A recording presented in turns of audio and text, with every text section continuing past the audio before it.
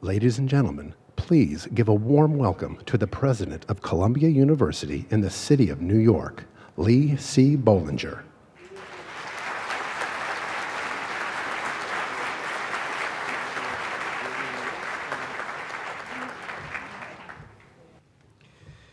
Good evening, and welcome to Columbia and to the David N. Dinkins Leadership and Public Policy Forum.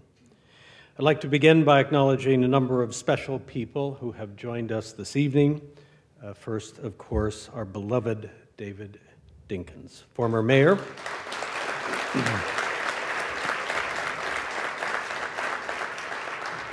Former mayor of the city of New York, of course, and professor of practice of public policy at the School of International and Public Affairs, and a treasure. And David's wife, Joyce, former First Lady of the City of New York.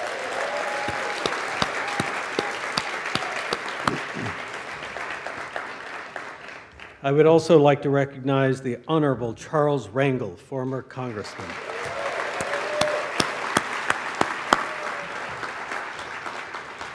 Zachary W. Carter, Corporation Counsel for the City of New York.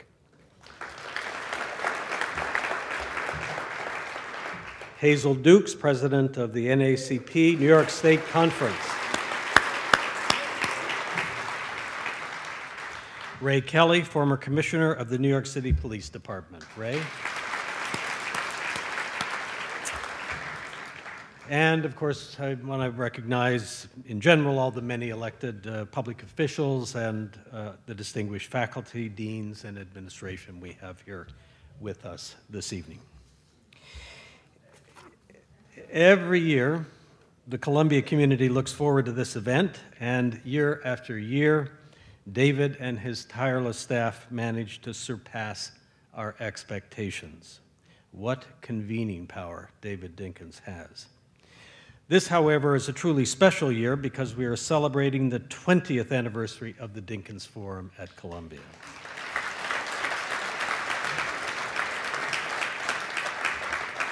We are also celebrating the 70th anniversary of the founding of our School of International and Public Affairs,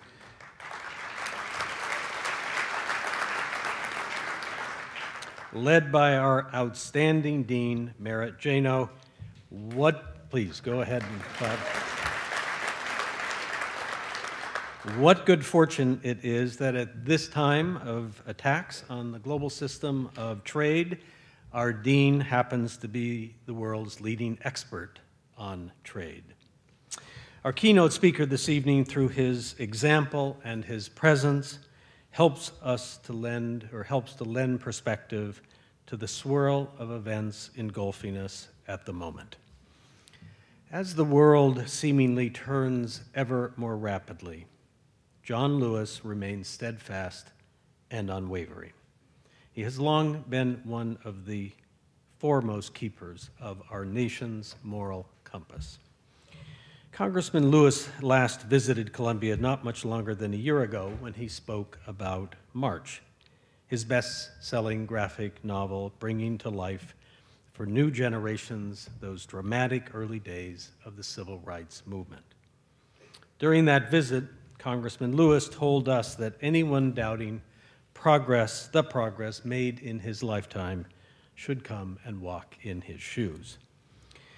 There was much for the congressman to choose from in telling his own story of March.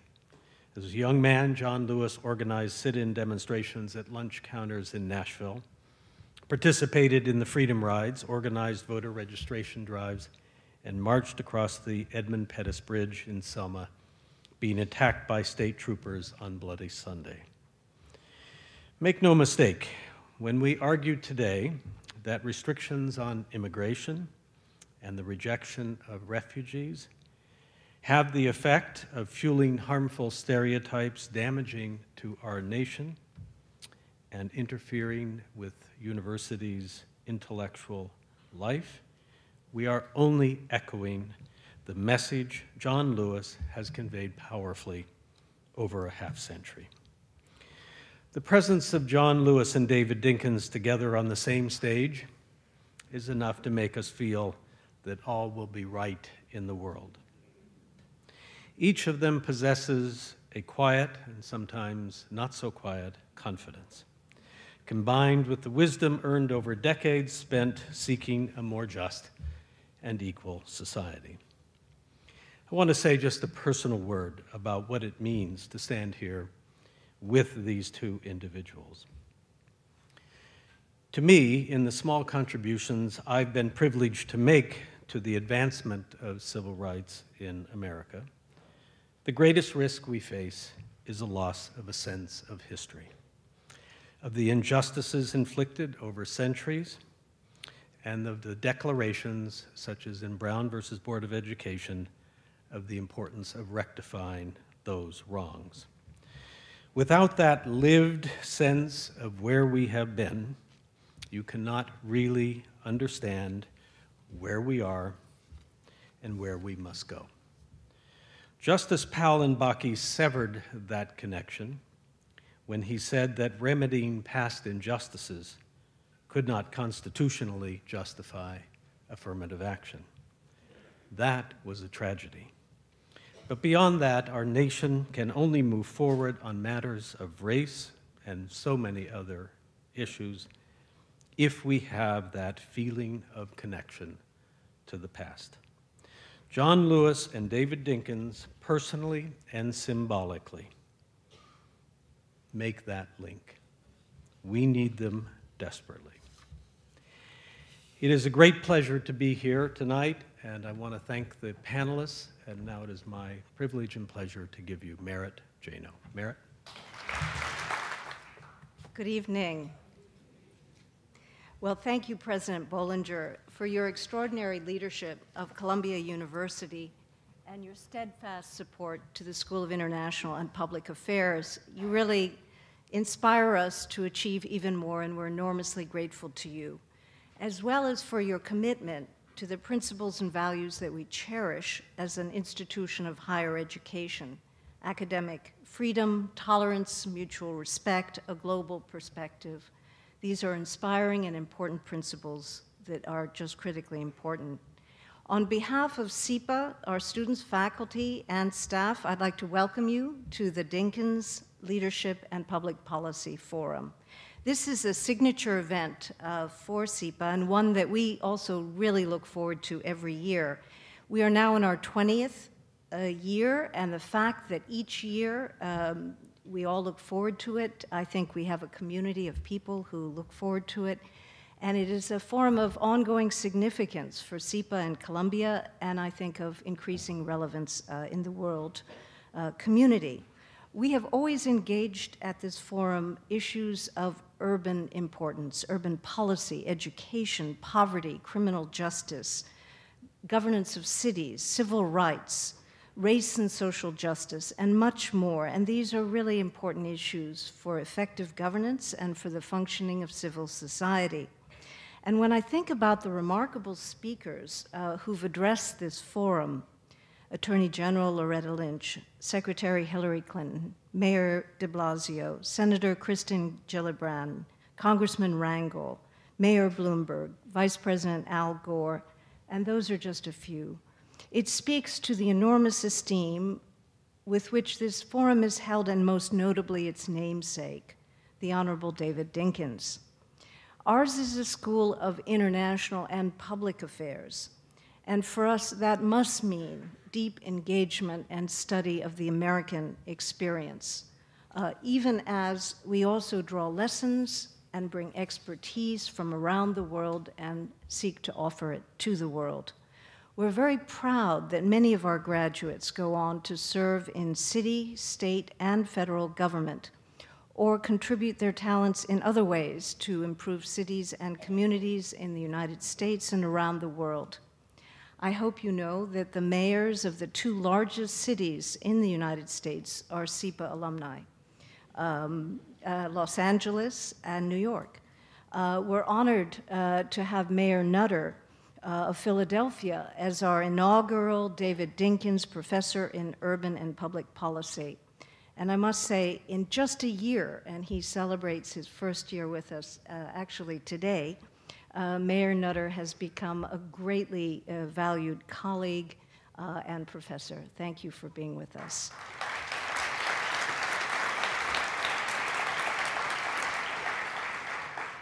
Our faculty contribute their knowledge and experience every day to solving critical challenges facing urban populations.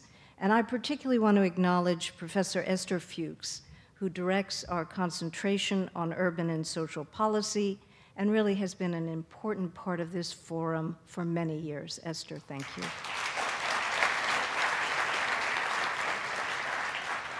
We are enormously grateful that Congressman John Lewis will deliver this year's keynote address. He does so at a moment when this country is deeply polarized on many issues, or maybe fragmented is a better word. This isn't the only time in modern history when this country has been deeply divided, but it feels a moment of historic significance.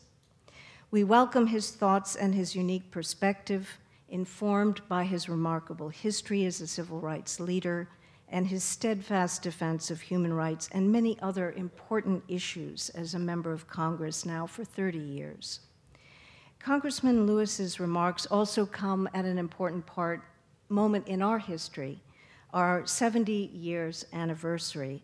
And over the next few days, we will be bringing together our community to recognize our history and our impact at home and abroad, our students, our alumni, and of course, our remarkable faculty. And of course, among our distinguished faculty is Mayor David Dinkins. And on this campus and in this city, which he led as its 106th mayor, he needs little introduction. But he's been on our faculty, I want you to realize, since 1994, contributing his great energy, expertise, enthusiasm, humor, and humanity to all of us, to his students, to the faculty, to all of us, and we are enormously grateful. And I'm reminded constantly of his service as mayor. He led the revitalization of Times Square, reduced crime through his Safe City initiative, was instrumental in keeping the U.S. Open Championship in New York, and it is an honor to recognize his legacy through the David Dinkins Professorship that was established at SIPA. Also in 2015, the city further recognized Mayor Dinkins' legacy by renaming the Center Street hub of the New York City government as the David N. Dinkins Municipal Building, which was the same year that our own library established the David Dinkins Archives and Oral History Collection. Now, I want to tell you what I hope he won't mind me sharing with you, that this July, Mayor Dinkins is going to celebrate his 90th birthday. I think that needs a special recognition. Ladies and gentlemen, please join me in welcoming David Dinkins to the podium to introduce our keynote speaker.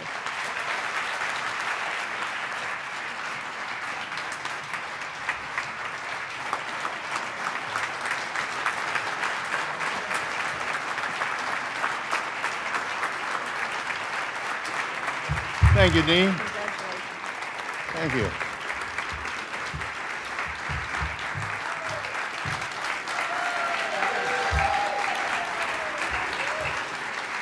Hey, wow.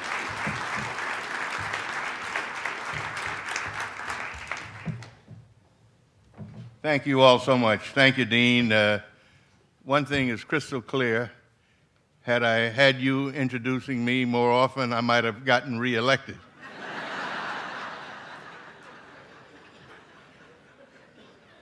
But I thank the Dean and I thank President Bollinger for their introductory remarks. I'm pleased to see so many old friends and all the important people here with us today. I must convey a special thanks to my friend David Goodman, not only for serving as a panelist later in the program, but also permitting us to list the Andrew Goodman Foundation as a co-sponsor this year. And I thank this wonderful audience.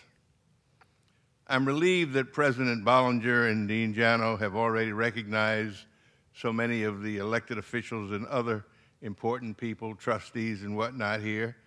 For everyone else, I'm going to ask you to permit me to use that which the South African diplomats so often use. They simply say, usual protocols observed.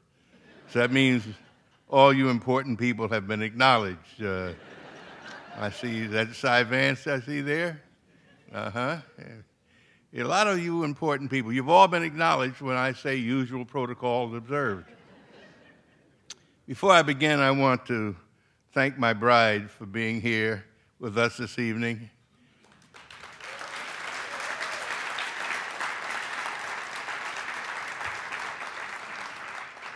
And I thank Dr. Ester Fuchs for reasons far too long to list. And of course, Linda Hamilton, who is... You hear that, Linda? She aspired to recruit our speaker this evening, launched the quest to secure him, and led the planning that brought us to this moment with diligence. We've put on 19 previous forums, as you know, and so the pressure to plan the 20th event was a very real, big deal, and we needed to break out with the big guns. We knew that. And who do you call after having been graced with the roster of great leaders and wonderful speakers we have welcomed over 2 decades?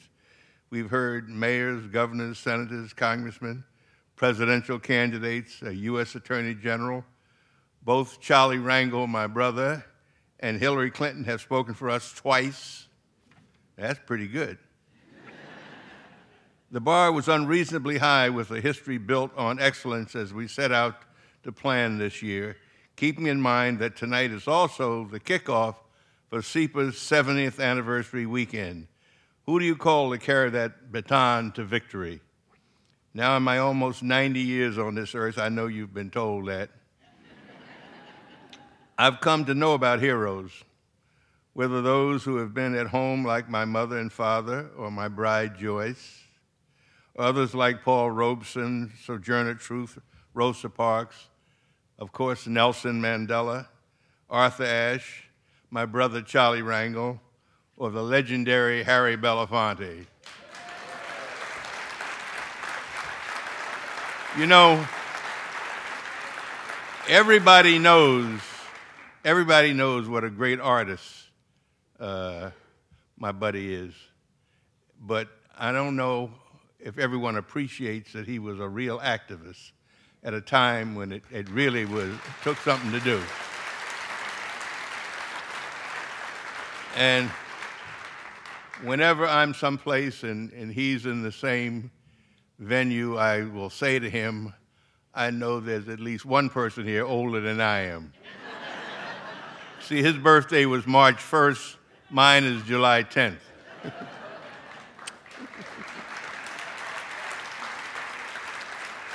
We all have heroes, those we worship from up close and afar, and I'm so pleased to say that we have one of my heroes backstage right now. This man is an American hero like no other, a hero for all of us and of the ideal caliber to mark the merits of this occasion in undeniable fashion. Although I do not know him as a family member or a real close friend, our paths have crossed at political and civic events very often. I've stood on his broad, strong shoulders for the last 50 years, along with Americans of all races, ages, and creeds, and so have you. When I was growing up, American school children learned of dramatic battles of the bloody revolution which gave rise to America, from Bunker Hill to Valley Forge, from Civil War battlefields to the sands of Iwo Jima, to the Battle of the Bulge, to the dignity of the Tuskegee Airmen. I'm a proud Montford Point Marine, and together we all acknowledge those who continue to make the ultimate sacrifice to protect American rights. As a young man, John Lewis made history in the most unlikely of places, at lunch counters, on buses, on a bridge, at the sharp and bitter ends of pitchforks, fire hoses, and cattle prods. He transformed American history into an inspiring saga of inclusion from exclusion, equality from inequality, opportunity from deprivation. At the Lincoln Memorial at age 23, speaking alongside the great Dr. Martin Luther King, Jr., in the Oval Office with the President Lyndon B. Johnson, as the Voting Rights Act was signed into law, and finally in the halls of Congress, showing that all Americans not only have the right to vote, but have the right to be healthy and well and alive.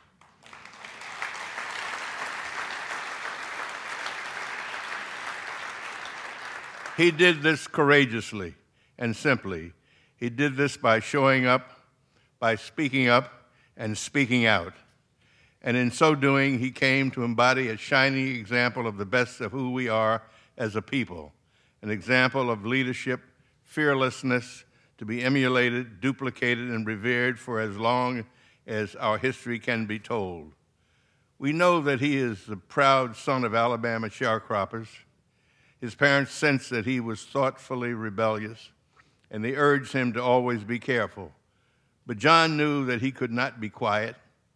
He was an impatient boy who understood the difference between right and wrong. When he heard the words of Dr. King on the family radio and saw the sacrifices of the Montgomery bus boycott, he knew that he had to stand up. He knew deep in his heart that something was terribly wrong with our society, that things were not fair, and that we must all speak up. So he set out to make it right and to make it fair. In Nashville and in other places in the South, he set in with other Americans of like mind and heart, and he rode buses for freedom. He walked for miles and miles for freedom. And on a sad but transformative day in 1965, John Lewis, Hosea Williams, and 600 other Americans marched from Selma to Montgomery on what came to be known as Bloody Sunday. John Lewis heard the commander of state troopers at the Edmund Pettus Bridge shout the orders, "Troopers, advance!" John Lewis did not retreat. In recounting that day, historians and commentators dramatically laud the dignity of a man and destiny of democracy, usually to the optimistic yet mournful strains of "We shall overcome." But on that day, troopers displayed no dignity as they beat John Lewis and 600 marchers. As we all know, this man suffered a fractured and bloody skull that day. As you probably know, as chairman of the Student Nonviolent Coordinating Committee, John Lewis was beaten and arrested 40 times. Today, in an era when some believe we should turn the clock back half a century to make America great, we assemble to hear the voice of an uncommon man who time and time again sacrificed it all in a revolution of resolve, resistance, redemption, and renewal as we face a new crisis in the nation.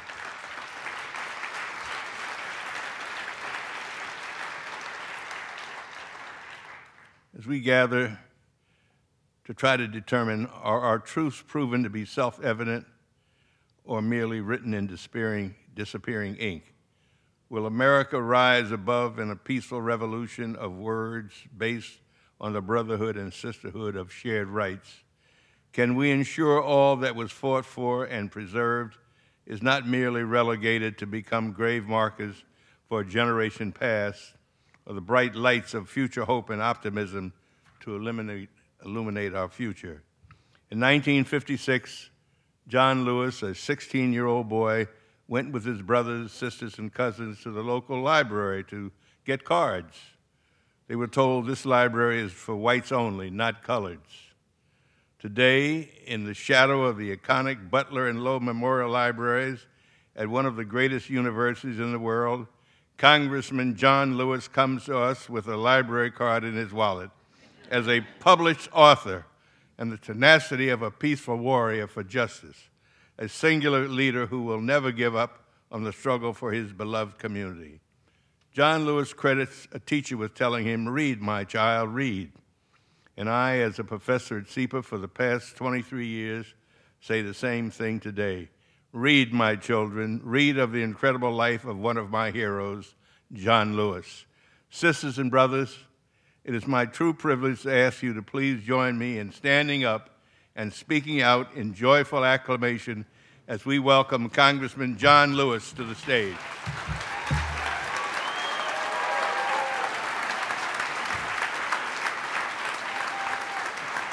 Go get him, Tiger. All right, buddy.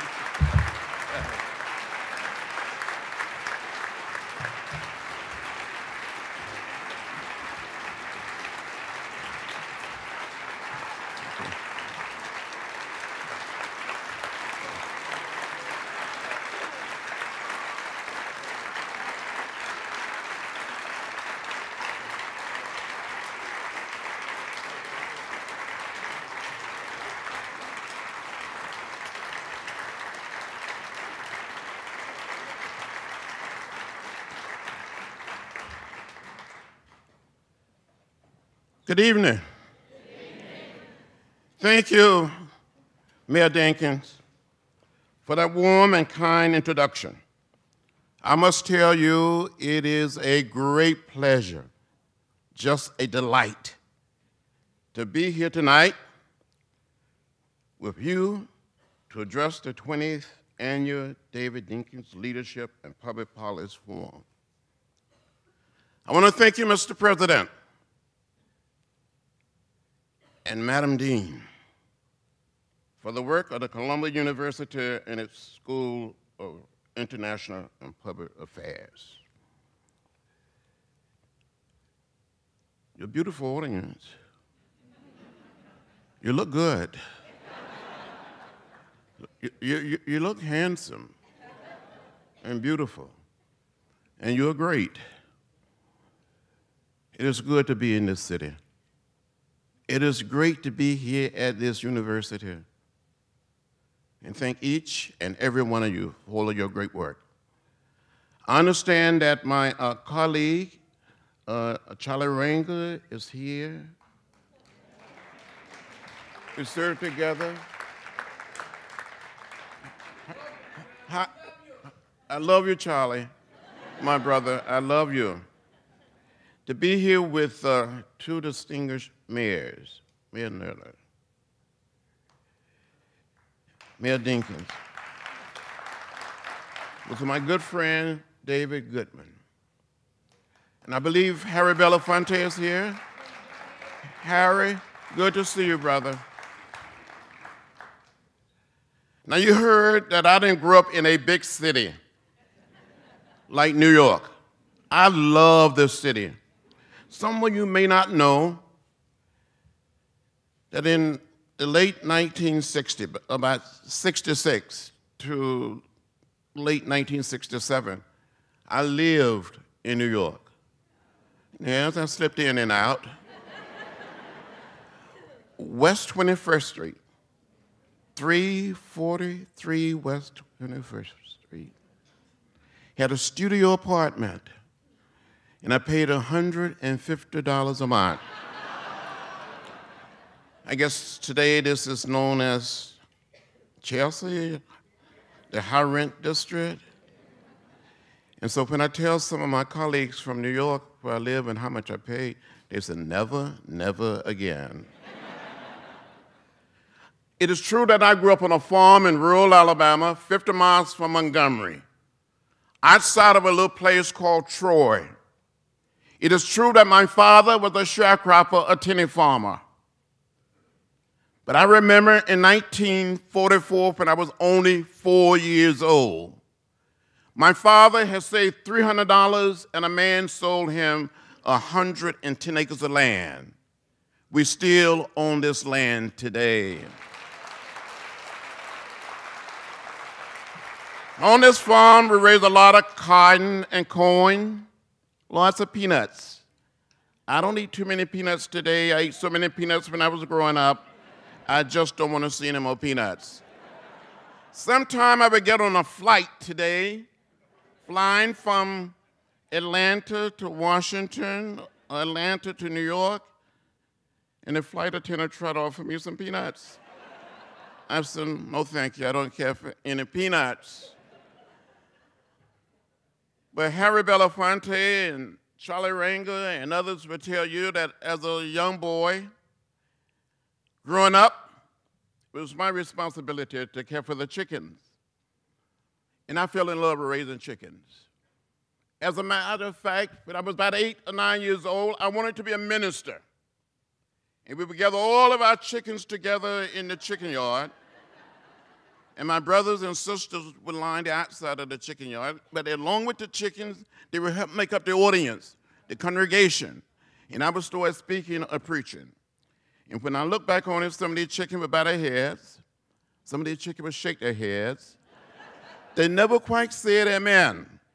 But I'm convinced that some of those chickens that I preached to during the 40s and the 50s tended to listen to me much better than some of my colleagues listen to me today in the Congress.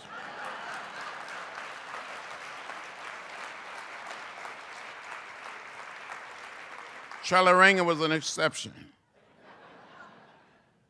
some of those chickens really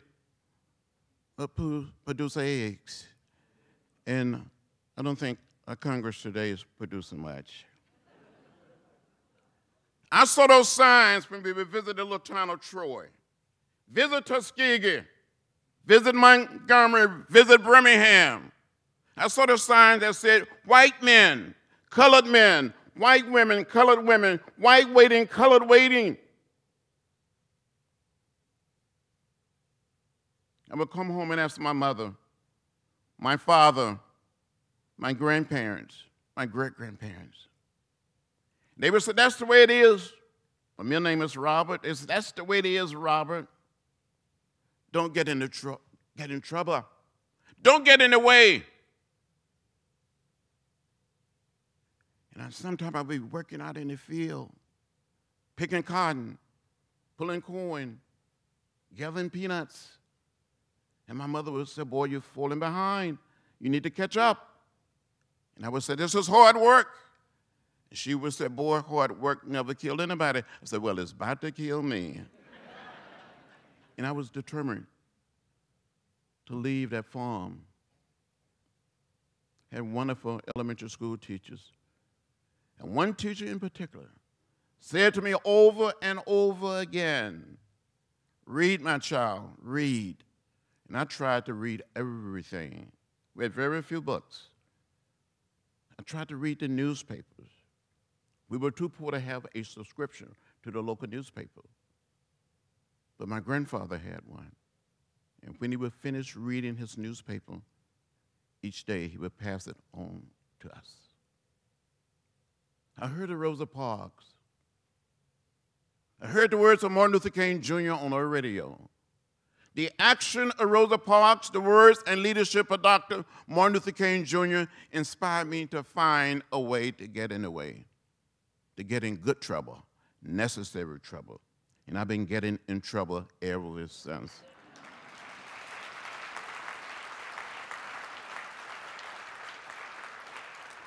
I think as we meet here, it's a great university, we're being too quiet.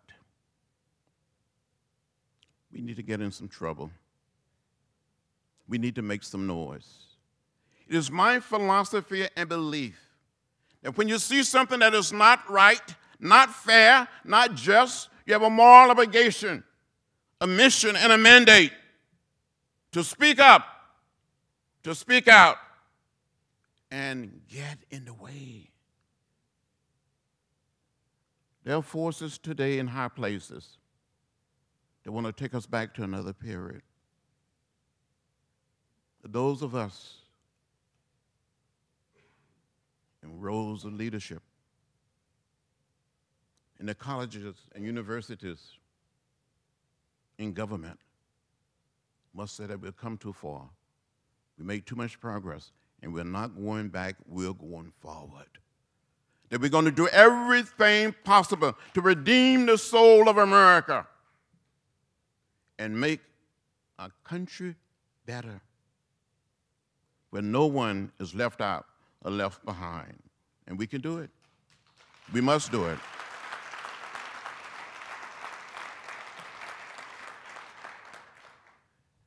Last night, I was speaking at the Library of Congress about a great cartoonist from the Washington Post, Hubbard. One person said to me, these are not normal times. I said, you're so right. These are unbelievable times. Since 1963, I've had an opportunity to meet every president, with President Kennedy, President Johnson, and others. But I have never seen anything like what we're going through now. Never. Some people say, oh, I'm lost. I don't know what to do. What must I tell my children, my grandchildren? So I tell them to keep the faith. Be hopeful. be optimistic, and never, ever let anything get you down. Tonight, I want to thank the hundreds and thousands and millions of women that march all over America and around the world.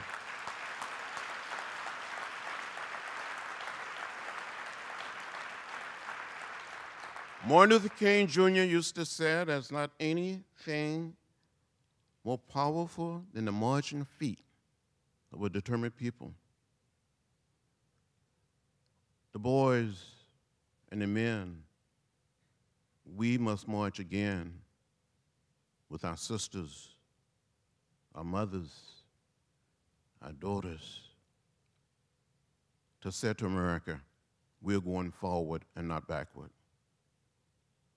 We want to create the beloved community.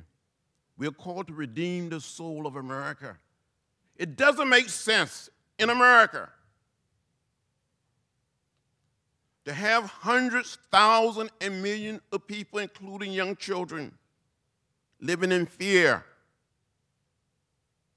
As the Pope stated when he came to speak to a joint session of the Congress, he said, we all are immigrants. We all come from some other place.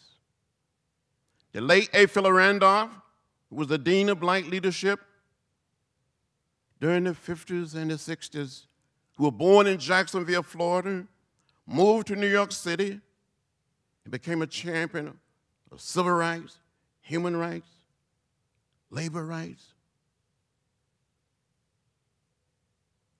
He was said when we were planning the March on Washington, maybe our foremothers and our forefathers all came to this great land in different ships, but we all are in the same boat now.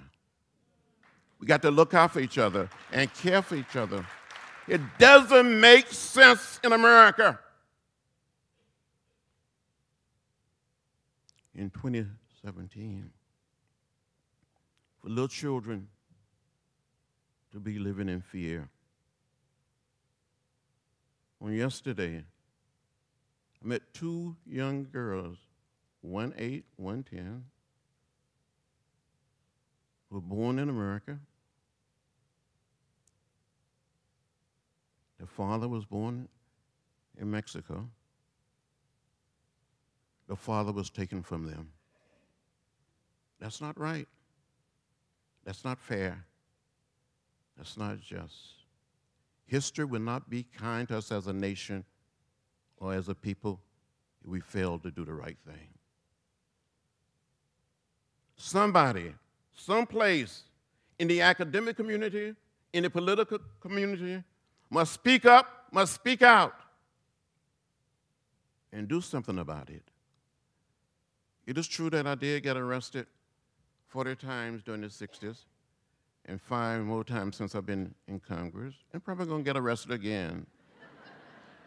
And my last arrest was a demonstration on the Capitol ground with 200 other people and 8 members of Congress trying to get the Speaker of the House to bring forth a comprehensive reform immigration bill.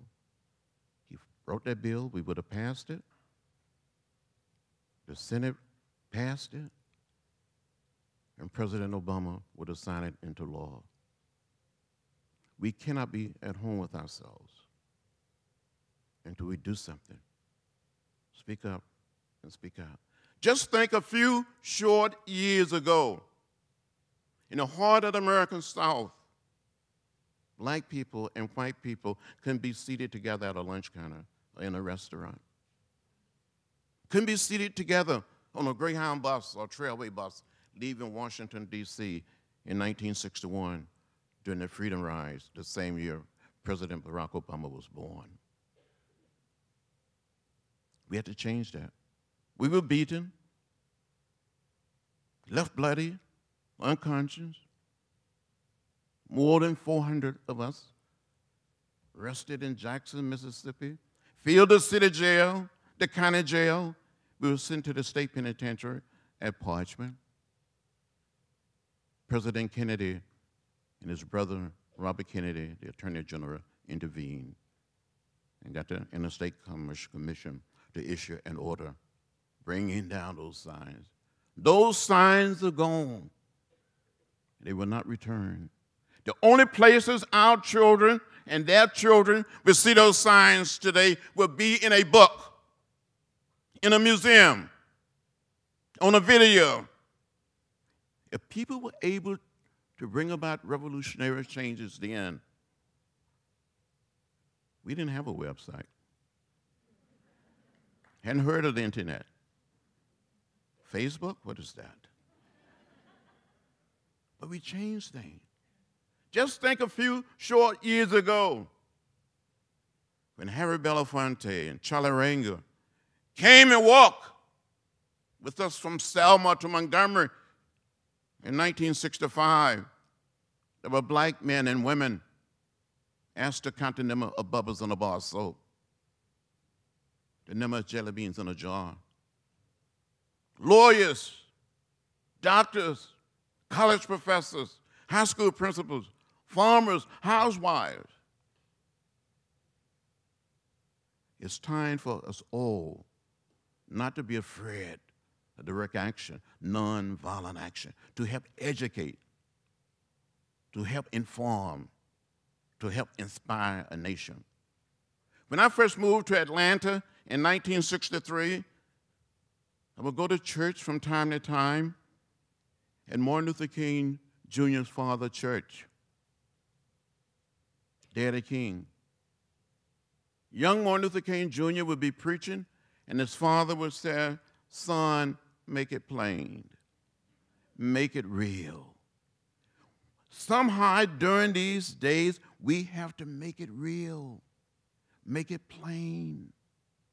There's a cloud over America today, over the Congress, over the White House.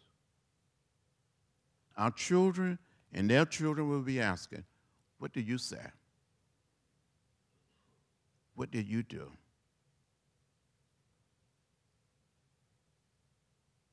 We have to speak up. We have to speak out and do what we can to redeem the soul of America and move toward the creation of a beloved community. We can do it. So stand up, speak out, be brave, be courageous, be bold, and be hopeful. And in the process, be happy. Don't let anything get you down.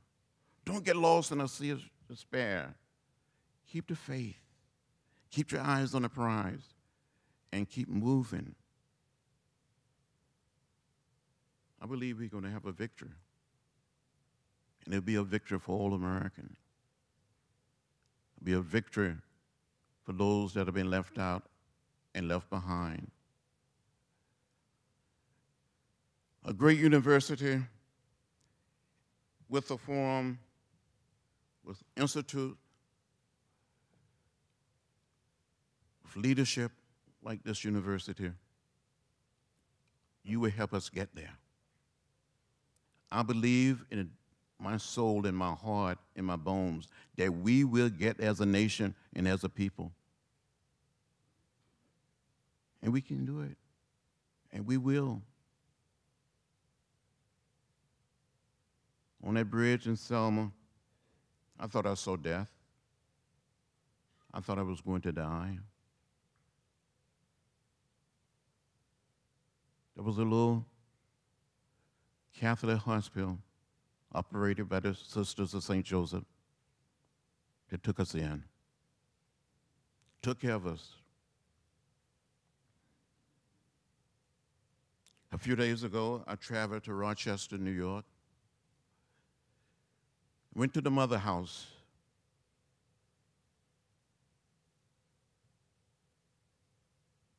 And saw 3 of the sisters that took care of us in March of 1965. They recognized me. I recognized them.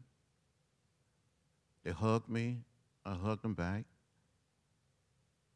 They cried, and I cried. We must never, ever forget the bridges that brought us across.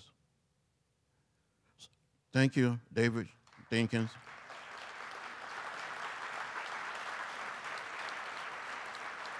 Thank you, Charlie Rangel. Thank you, Harry Belafonte. Thank each and every one of you for not giving up, for keeping the faith, for holding on. If we do what we must do, we can save this little piece of real estate we call Earth. I truly believe that we have a right to know what is in the food we eat, what is in the water we drink, what is in the air we breathe. We have people in Washington today that want to destroy EPA, deny people health care. We cannot let that happen. So make some noise. Another generation made noise. We got things done.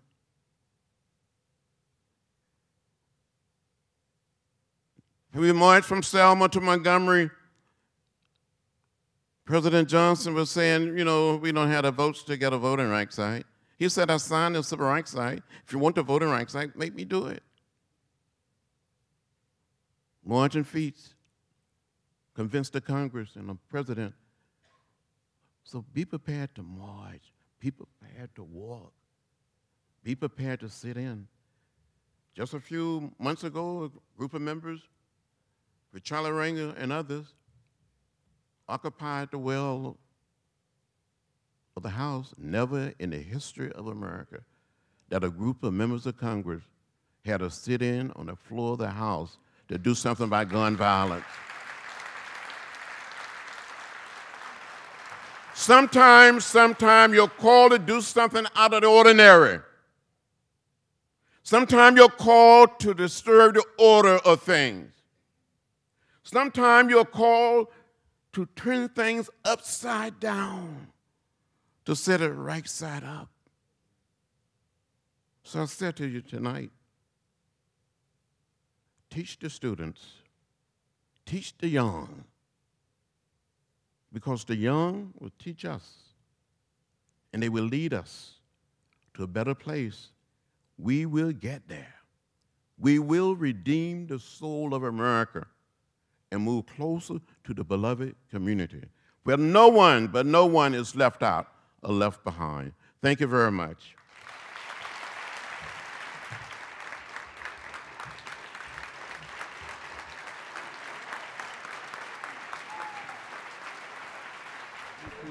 Please give a warm welcome to the Professor of International and Public Affairs and Political Science and Director of the Urban and Social Policy Program at Columbia University's School of International Affairs, Dr. Ester Fuchs.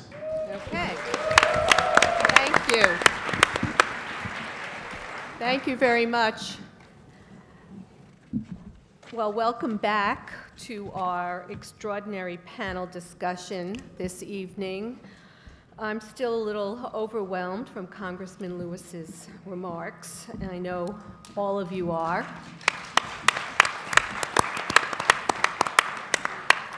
And thank you, Mayor Dinkins, for hosting us tonight and putting together this extraordinary evening, and for your amazingly inspirational remarks. I've heard you speak many, many times, but tonight I think there was some special magic in the air. Thank you so much, Mayor Dinkins.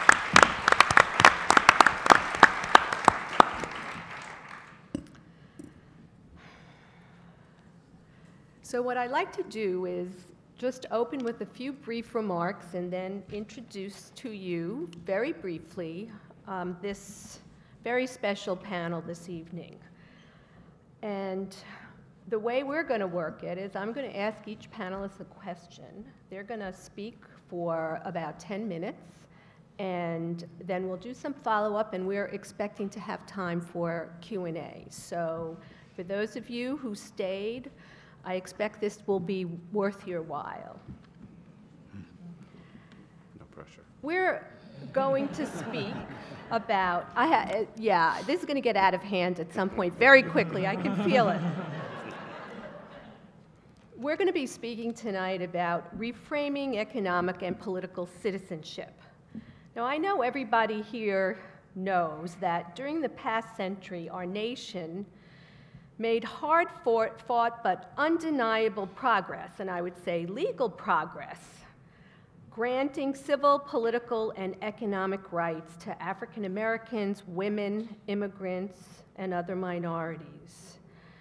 And as the Congressman alluded to, and of course he participated in them, great movements and social unrest led to landmark legislation and Supreme Court cases that enshrine these rights into law. So I can't help but speaking a little bit as a political scientist who's married to a lawyer and has a son who's a lawyer now, to appreciate this idea that, yes, we need these great movements and this social unrest to make change, but we also need the legislation and we need the court decisions to make sure it becomes law. Most Americans expected the progress to continue, never really even contemplating the possibility that these civil, economic, and political rights could be eroded and even rescinded. And of course, this is what's happening in the United States today in the age of Donald Trump. So our panel is going to address how the Trump presidency is attempting to reframe economic and political citizenship in this country, in our country, in the United States. And even if they don't say it that way, that is what's going on.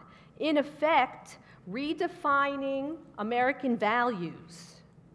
And we'll consider what we as citizens, just as Congressman Lewis suggested, need to be doing to prevent the erosion of the last century's hard-fought successes, and how we return America's political agenda that supports expansive and inclusive rights to all Americans. So we have a tall order, and we expect all of you to be part of the conversation during the Q&A, so you better pay attention. I'm noticing. So I'd like to begin, as I said, with a brief introduction of all of the panelists. All the way on your left is Michael Waldman. Michael Waldman is the president of the Brennan Center, and I understand that no one on this panel actually needs a long introduction, so I won't provide one. And he's at NYU Law School. And of course, the Brennan Center is a nonpartisan law and policy institute that has focused on improving the system of democracy and justice in this country. He is a constitutional lawyer and a writer. He's written The Fight to Vote, which just came out last year, Simon & Schuster, and The Second Amendment, a biography. And of course, he was one of Bill Clinton's most important speechwriters. He was actually the director of speechwriting. Those of you who have done this know what that really means. And I know there's some of you out there. And I have to say, Michael has his undergraduate degree from Columbia College. And I went on for years and years thinking that Michael Waldman and his brother were the same person. Now, why did I think that, Steve? Because I thought he would come, not for Mayor Dinkins, but because he was my undergraduate student. And I said to Mayor Dinkins, we can get Michael Waldman here, as if somehow somebody wouldn't say yes to Mayor Dinkins in 20 seconds, which they all did. And I said, he was in my class. And then I kept looking at the picture thinking, I don't recognize him. And I am old, but hey, I had this very firm memory, and then I realized, oh, it's not Michael Waldman, it was Steve Waldman who was my student. So I figure, you know, Michael, just because you didn't take my class, I hope you'll just show us today that you might have learned something from your brother. Yeah, this is going to be a hell of a night. Yep. You know that. Now, my second introduction. Verna Eggleston. Now, this is a hard one for me, and of course a pleasure, because Verna and I go back to Mayor Bloomberg's first campaign and to his first administration, where she was the commissioner of the Department of Human Resources Administration. And for those of you who don't know, you should know, that's the largest agency, probably the largest social service agency in the country, and Verna ran it and did an extraordinary job when she ran it. And we had a kind of amazing time together, actually. And as she reminds me, we did not always agree, Verna and I. We had some different approaches to social services, and yet somehow we managed to work together and become really good friends. I can't think of a person throughout her career working for Mayor Koch and Mayor Dinkins, because that was the formative time in her career when she worked for Mayor Dinkins, and she was the executive director of Hedrick Martin Institute, the home of the Harvey Milk High School. So now she's at Bloomberg Philanthropy doing women's economic development in easy places like Rwanda, Congo, and South Carolina. And it's true, I'm not making it up. And I just have to say, Verna, I really truly believe among all of these public servants who are here today is, in truth, one of the most extraordinary public servants I have personally ever met. Her creativity, her hard work, and the sheer force of her personality has really transformed this world for the better, and I'm one of those lucky people who got to be a part of that. Thank you, Verna.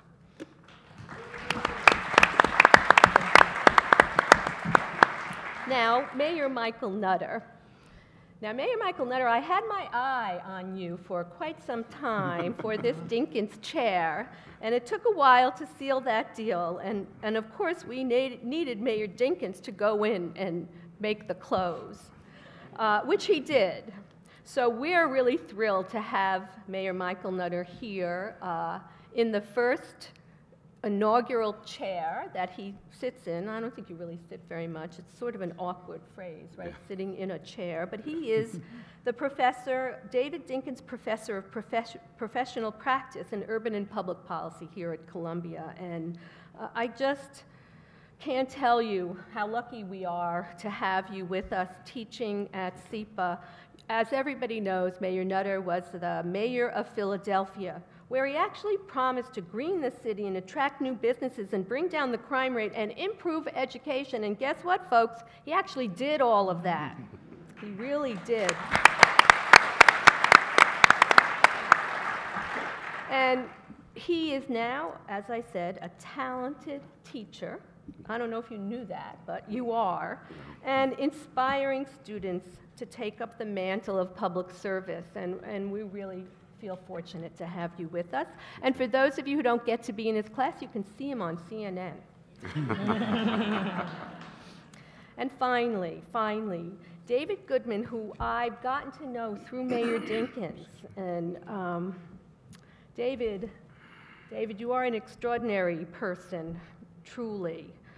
David, of course, is the president of the Andrew Goodman Foundation and the brother of Andrew Goodman. And he is also an engineer with degrees from Antioch and Stanford in business and engineering, who has worked in the fields that many of us in this room work in, but managed at the same time to build this exceptional foundation to make sure that community organizing tools and the lessons of the great civil rights movements and the martyrs of the civil rights movement would not only never be forgotten, but also we would have young people out there who continued the work.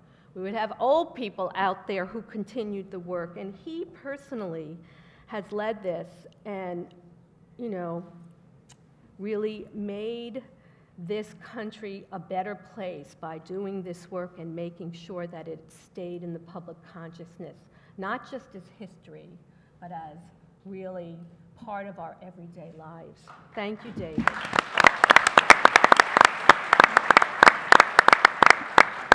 So, you know, I know you can read about people in biographies that are in the program, but I really wanted to express how thankful and grateful I am.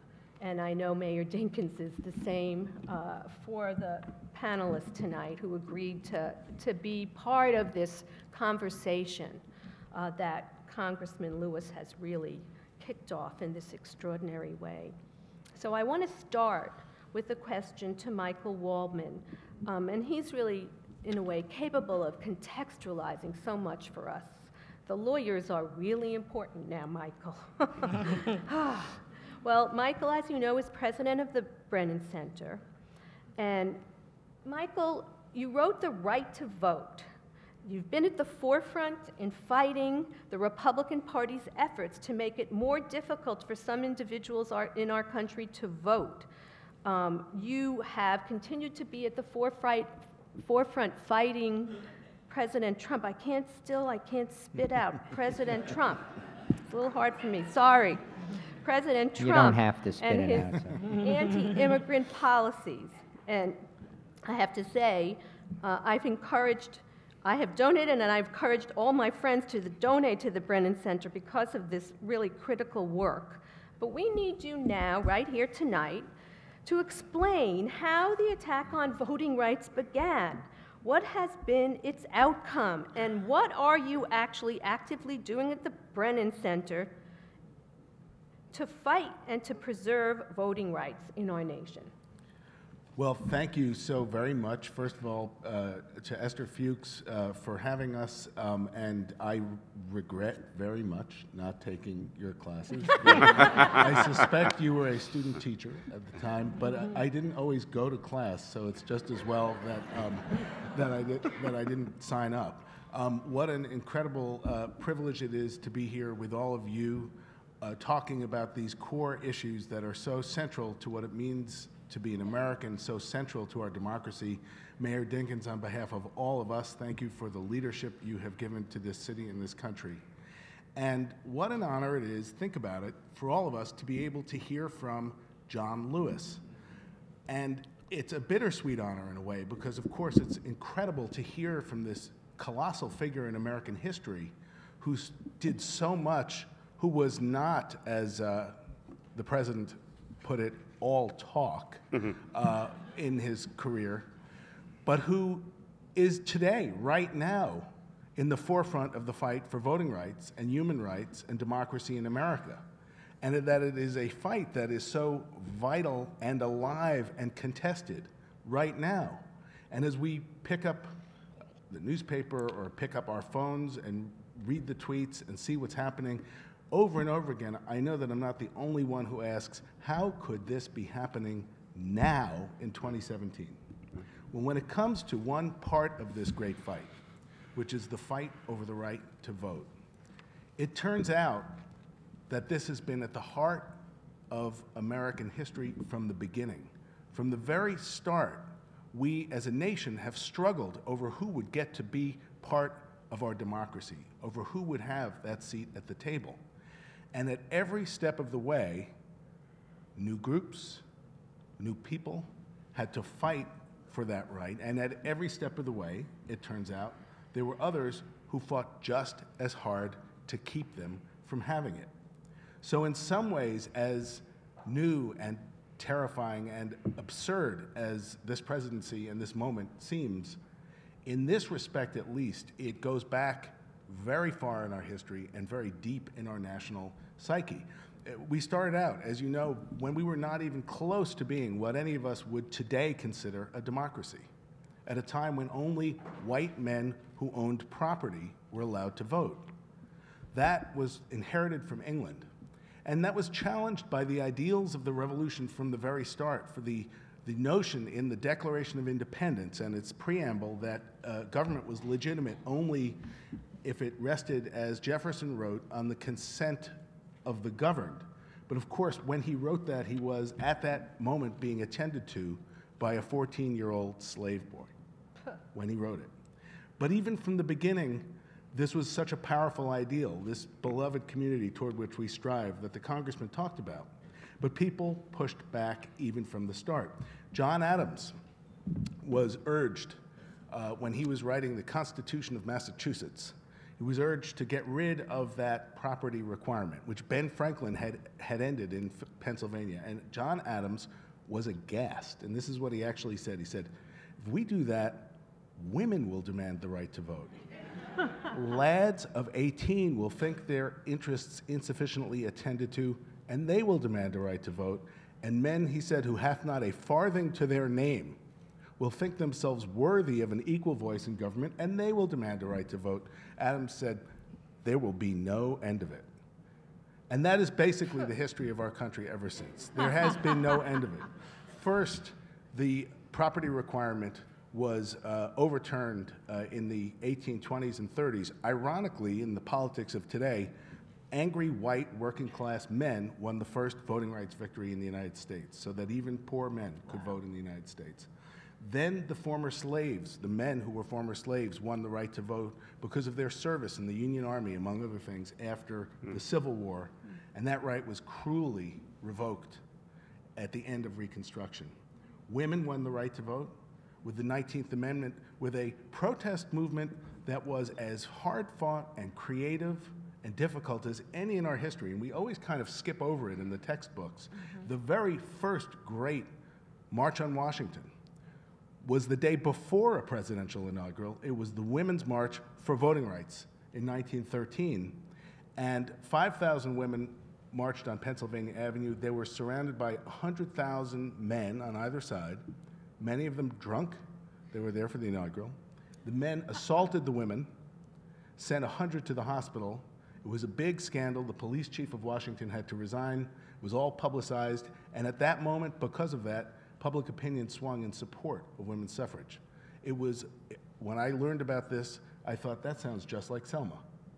And that was in 1913 for women's voting rights. And then, of course, the most glorious victory of all, the victory won by John Lewis and so many others who put their lives on the line for these American ideals in 1965, winning the enactment of the Voting Rights Act and constitutional amendments to end the poll tax and lower the voting age to 18. And we had, for the first time, a formal openness in our democracy of a kind we never have ever had before. And when I was studying here at Columbia, this stuff was by and large seen as history. It was settled. That's not the world we're in now. And it didn't, I should say, just start with Donald Trump. About 15 years ago, there started to be a fierce new effort to restrict the right to vote in America. We're living in a country that is closely divided in partisan terms. We see massive demographic change, a rising electorate, and a backlash. And at a moment like this is when you see people demanding their rights, but just as much you see people fighting to restrict the right to vote. And that's what's happened. Starting in 2011, 19 states passed 24 new laws all over the country to make it harder for people to vote for the first time since the Jim Crow era. And the rationale that was used for these laws, they range from strict voter ID laws to ending early voting to ending same-day registration to cracking down on and even criminalizing voter registration drives. The rationale is, oh, there's massive voter fraud. Let me just make very, very clear, it is empirically the case, as a matter proven over and over again, that you are more likely in this country to be hit by lightning than to commit voter fraud. It is a bogus rationale. Very happily, because voting rights groups fought back and the Justice Department got involved, that wave of new laws was blocked by the courts. And in fact, the 2012 election proceeded pretty much untouched. Then the most political, the most partisan court in the country got involved, the US Supreme Court. In 2013, in the case of Shelby County versus Holder, the Supreme Court, by 5-4, gutted the Voting Rights Act that John Lewis bled to give us. And it was the this was in the courtroom. Justice Scalia said, "Well, the Voting Rights Act is nothing more than a quote racial entitlement." People gasped in the courtroom. John Roberts wrote the opinion. He didn't say that exactly. He said, "Well, that was then, and this is now, and we don't have these problems anymore. Certainly not in the South." Justice Ginsburg gave a famous dissent. She said, "That is like standing in a rainstorm holding an umbrella and not getting wet, and therefore deciding you don't need an umbrella, you're not getting wet." Who was right? 2 hours later, the state of Texas implemented its voter ID law. the harshest in the country. Wow.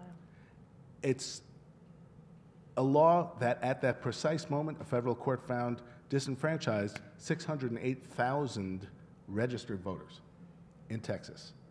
It's sort of a famous and notorious law. It's the one where you cannot use your University of Texas student ID as a government ID, but you can use your concealed carry gun permit to vote. These laws are not actually designed to protect the integrity of elections. They are partisan in intent and racially discriminatory in intent. And once again, we've had this fight. And the Brennan Center, my organization, along with the Justice Department and other groups, sued the state of Texas. And it was the case that a judge found that that law was discriminatory, was illegal, and was blocked. And the most conservative appeals court in the country twice upheld that ruling. In North Carolina, again, supposedly this was all over. North Carolina passed a law that was almost the greatest hits of all the voter suppression measures. That was sued. That was blocked. And the court, a federal appeals court last year, ruled that it had been crafted with, quote, almost surgical precision to exclude African American voters. So once again, you see the ugliness behind these laws, and you see that the courts and the court of public opinion has made clear that this is not who we are as Americans. Now along comes the new president and the new administration, and we are in a much greater and graver risk than we've been in a long time. You all know that when these rulings came down, this was when Donald Trump started saying, you know what? The election is rigged. He started traveling around the country telling rallies in Pennsylvania, those people in Philadelphia, they're all going to vote illegally. Right. They're busing people in all over the country.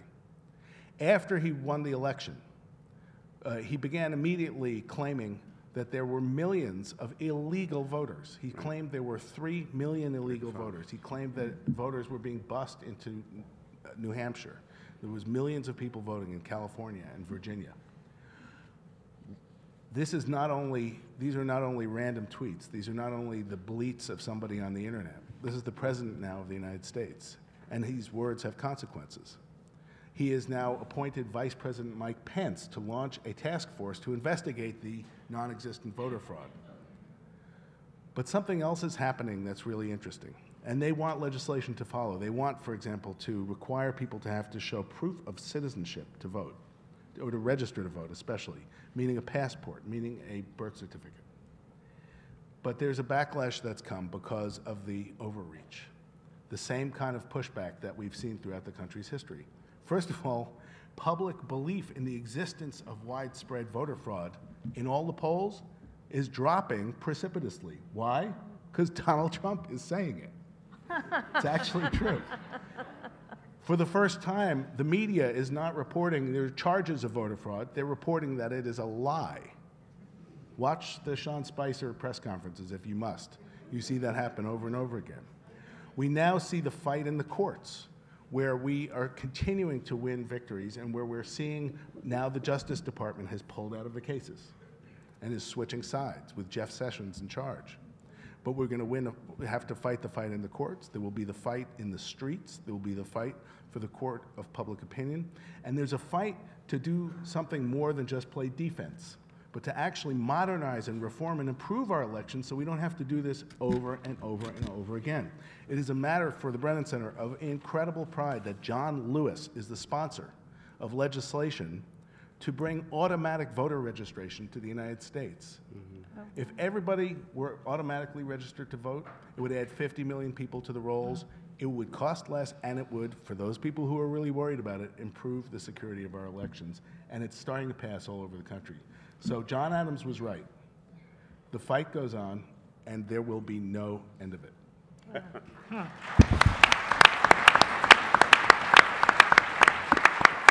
So thank you, Michael. That contextualizes our discussion for us and really helps us understand the history of voting rights in this country and where we are today in that history.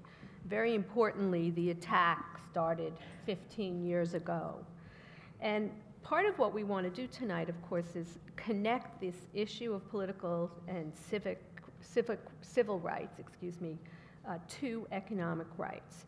So I want to ask Verna, as Commissioner of New York City's Human Resources Administration, and currently in your work for Bloomberg Philanthropy, you've been at the forefront of supporting economic rights and also creating economic opportunities for women and minorities here in the United States and in Africa. So can you talk to us about some of the programs you've designed to ensure that minority women in particular move out of poverty into economic self-sufficiency? I learned about self-sufficiency from Verna. Not empowerment, but you have to take it, not be given it. And could you also talk a bit about the relationship between economic rights and political and civil rights in our country? Thank you. Easy question for you, Verna. I know. Thank you, Dr. Fuchs. And Mayor Dinkins, I thank you so much. Mayor Dinkins claims me as being, that I actually only worked for him. And he kind of eliminates all the other mayors before.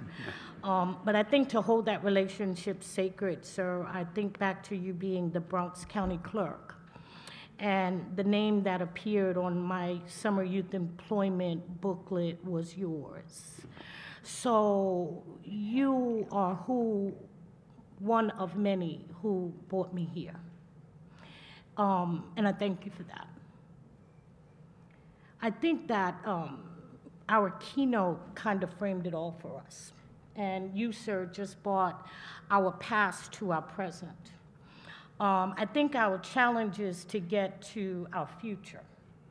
Full economic and political citizenship based on your description of ownership and white men owning property, therefore begatting their right to vote. And I sit here and I think about a lot of things. I think about the ownership of slaves, and so therefore no one could ever conceptualize a property having a right. And that transcending into our current day social programming, which is probably the largest generator of the economy that we'll ever see. Poverty is big income. Poverty is big business. The transitioning from slavery and freeing slaves and all the way moving to Jim Crow law, where we incarcerated men to today to spill into our economy.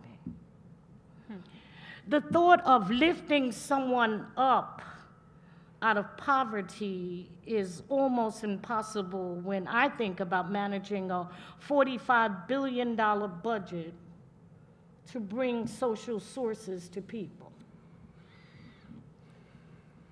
$45 billion in one city for some people. That's job creation. A $45 billion budget to sustain people who have been deeply entrenched in poverty, so that you can result in either economic recovery, economic development, social programming, wars on poverty, wars on drugs, wars on communities, wars on people, all begat job growth. When we think simply of the welfare card, the EBT card that customers use to put into a system to beget cash, there's somebody who's making enterprise on that card.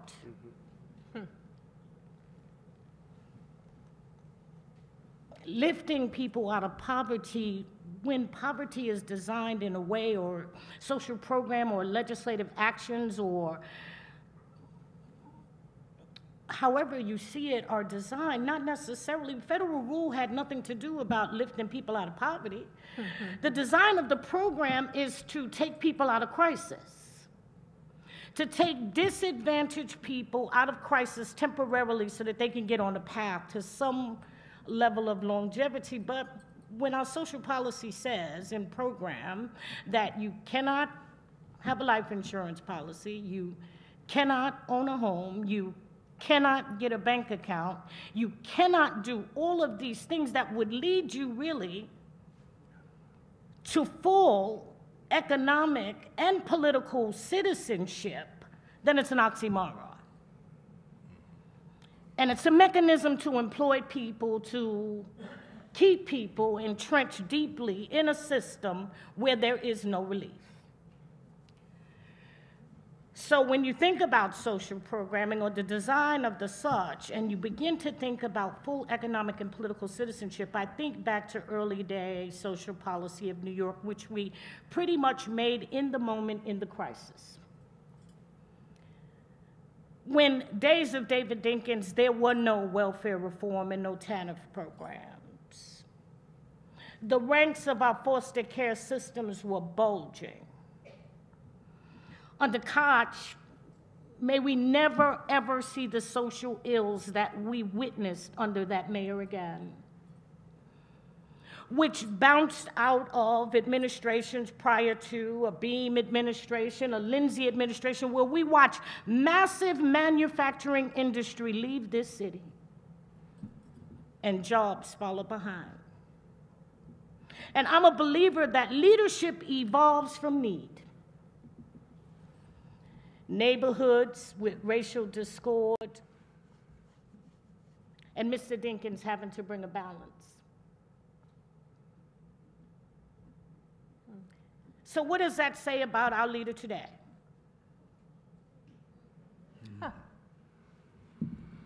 If we believe that leadership evolves out of need, there must have been some type of consensus that built from many people that said a new type of parity needed to come to surface.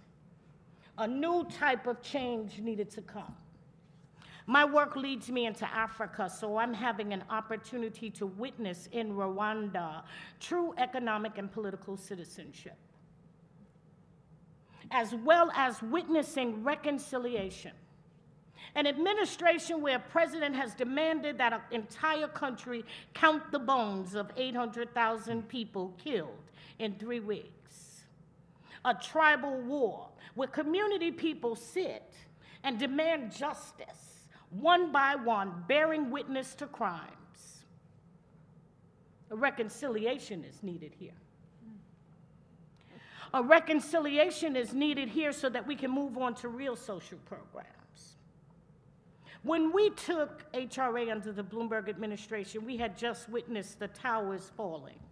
We had met a new population of people who were not our normal people. They were not the poor, they were not the disenfranchised, they were not the marginalized, they were not the blacks, they were not the Latinos, they were not the ones who had suffered.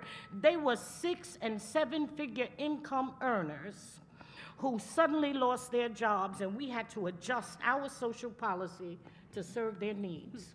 They challenged our human services. They challenged our way of thinking about social policy. They made us look closely as to why did at that time 400,000 people need health insurance in New York City?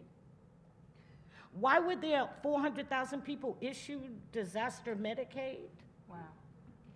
And us having to respond to it in that moment, making us dig a little bit deeper at the needs that people had in this city. Each leader addressing each problem, being creative in our response to need at that time.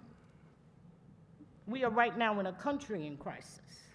We are now in a country in crisis in need of a reconciliation. We have to dig deep to not create more social programs and respond to them with block grants. Each crisis gets a block grant. War on drugs got a block grant. Welfare reform got a block grant. War on children got a block grant.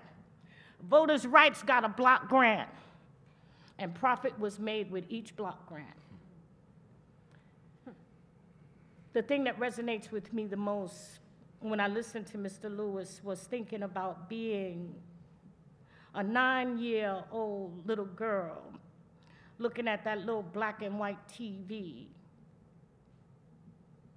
with a piece of aluminum foil on a homemade antenna made out of a coat hanger, and watching that man cross that bridge, and seeing Harry Belafonte cross that bridge, and seeing Martin Luther King cross that bridge. And here we are today, still crossing that bridge. And we still haven't gotten to the other side. And it will not require. And there are bullies on the other side of that bridge. And a block grant's not going to fix it. I'm not sure if I answered your question, Doctor. You always answer my question.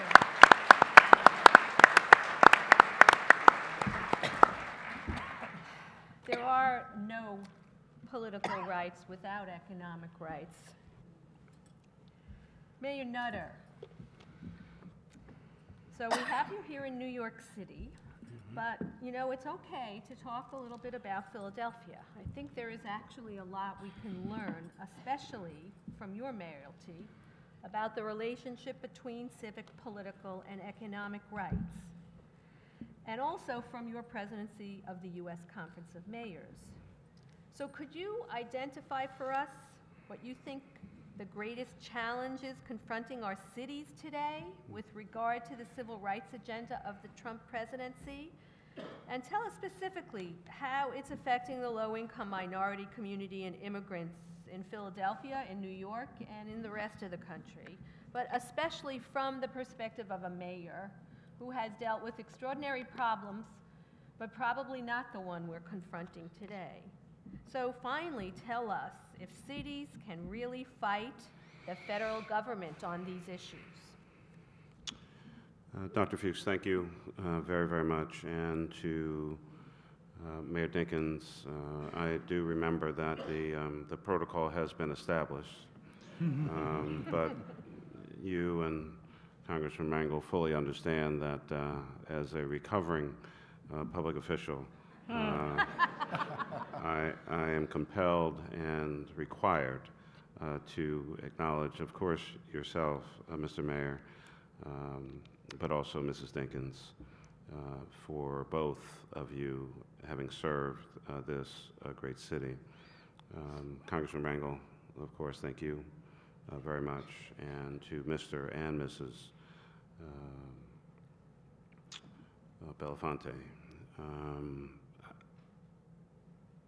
I didn't get to do any of the things that I've had an opportunity to do, but for all of you and so many others doing the things that you've already done.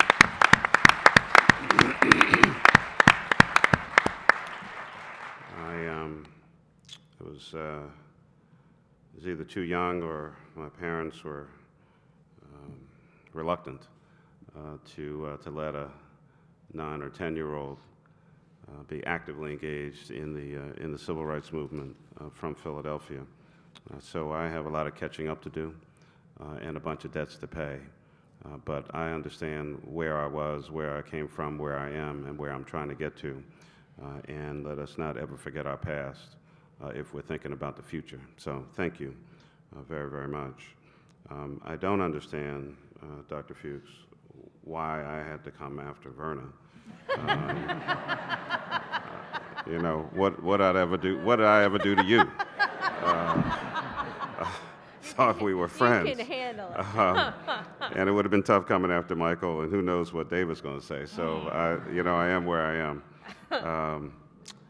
A couple days earlier this week, I had the opportunity, in addition to my work here at SIPA, and certainly again, thank you, Dean Janow. I'm a senior fellow with a program called What Works Cities, which is funded by Bloomberg Philanthropies, and had the opportunity to listen to another great New York leader, of course, Mayor Bloomberg. But I also have had an opportunity to work with a leader in her own right, and that's Marjorie Tiven, who happens to be the mayor's sister. And I wanted to recognize and thank her as well. Thank you. The question was the greatest challenge confronting our cities today with regard to the civil rights agenda and this new administration.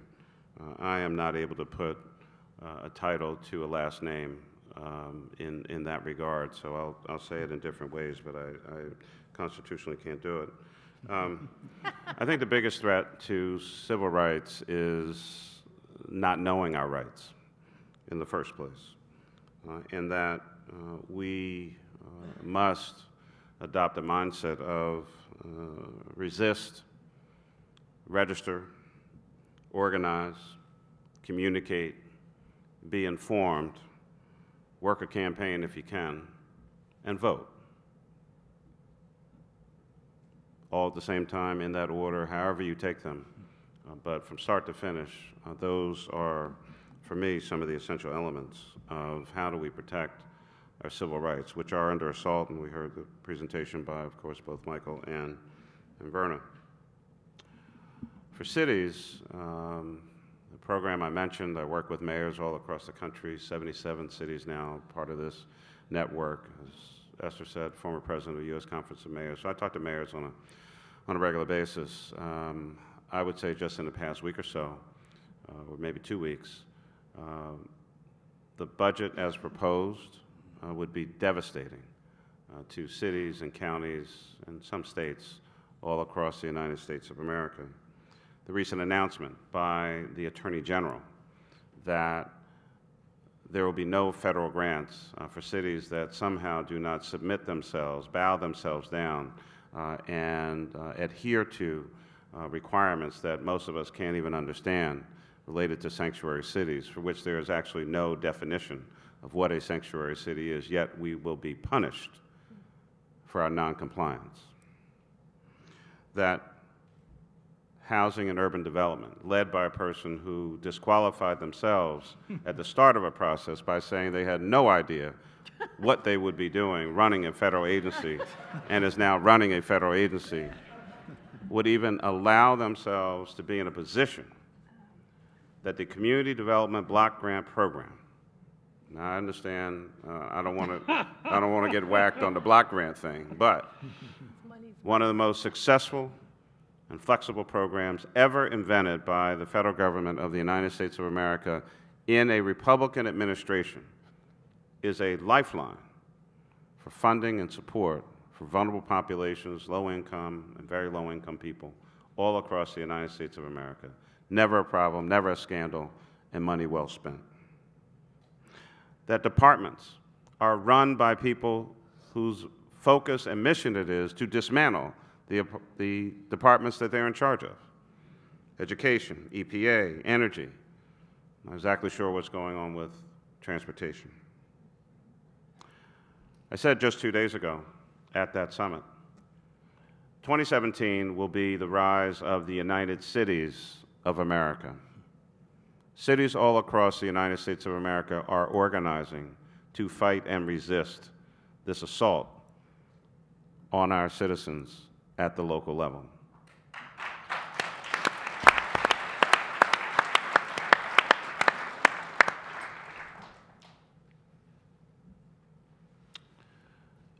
We've learned some new terms. Readership of 1984 is at an all-time high. Huh. Alternative news, alternative facts rather, fake news, planned distractions, and just good old lies. And so I believe that we actually have a right to real and truthful news. We have a right to real policy leadership. And we have a right to have a president who does not lie to the American people on virtually a daily basis. I believe that that is a right.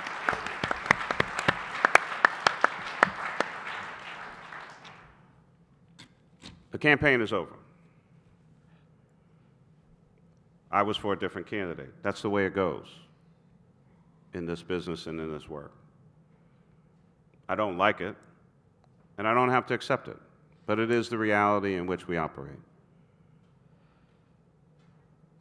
There will be constitutional confrontations in the course of the next year or two when the federal government attempts to overreach and either take money away from cities. What, are you going to reach into my bank account because I'm not complying? Or to prevent cities from getting desperately needed federal dollars because we will not allow you to federalize our police departments to do the work of the federal government. You will not take over law enforcement at the local level. We have enough problems without the resources we need to deal with our own homegrown criminals, let alone worrying about what you're doing or not doing. You want someone who happens to be undocumented, who happens to be a criminal, and for us to turn them over, then go over to the Justice Department and get a warrant. But that's too difficult for them, because then they'd have to make an actual argument to have that happen. This is a battle between DHS and the Department of Justice, and they're putting cities in the vice grip in the middle to do their work. Well, I don't think that's going to happen. I think we're going to fight back on that issue and on the many other departments and agencies that are being affected by folks who are dealing in philosophy and not data and facts. They can lay out where a program is not working, give us the evidence, show us the data, give us the facts. Because I can assure you that most cities in the United States of America have already moved to a data-driven, fact-based budgeting to demonstrate the value of the work that we're doing. So I would suggest they're off to one hell of a start, fighting with cities all across the United States of America, and he may not know, even though he's a city guy, he may not know that 90% of the gross domestic product of the United States of America is generated in cities and metro areas. You will only be successful by working with us, not against us, not penalizing us, but trying to understand actually how local government works. And unfortunately, it has been my experience through now 3 presidents during my time being mayor and then the year after. President Bush, President Obama, and now this one. Many people who run federal agencies in Washington, D.C. have no idea how cities actually function and operate and run. And by the way, there are cranes in the sky in New York, there are cranes in the sky in Philadelphia, the work is being done, trash is going to get picked up, potholes are going to get filled, police officers and firefighters are going to show up when you call 911. There will be water in swimming pools this summer. There will be books in the library because we have work to do. We have no time to mess around, and we're going to get stuff done regardless of what some of these knuckleheads want to do in Washington, D.C.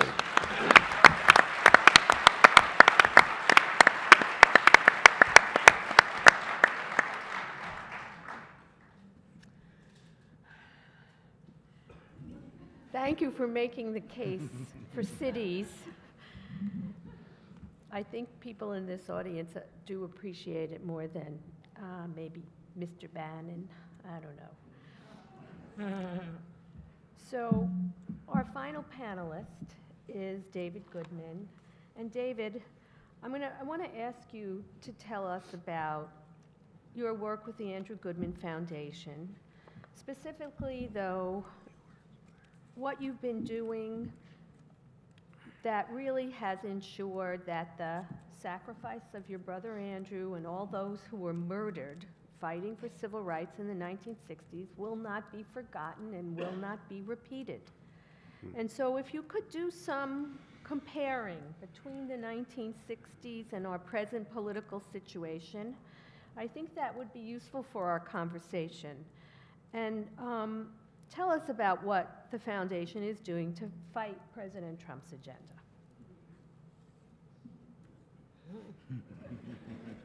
You know, when you ask, I can't, my tongue will catch on fire too. But fighting the 45th reminds me of a moment in my life. I was in high school. No, actually, I was in college. And my mother, by the way, we live a couple of blocks from here. My mother's a graduate of the Columbia School Teachers College. Her mom went to Barnard, my grandma. My son even took a course at Columbia to finish in 2 other colleges. And the Goodman family has the Andrew Goodman Scholarship for Civil Rights at the Columbia School of Journalism because we believe that without a free press, we don't have a functioning democracy. So I feel like this is kind of a reunion. And I'm honored to be on the board with you, Verna, and Mayor. Can I call you a Mayor Professor or Professor Mayor? And Let me assure you, I've been called a lot of things.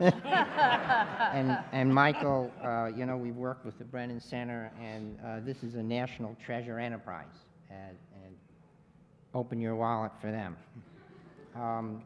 Before I forget, though, I want to just tell a codicil story to gutting the Voting Rights Act.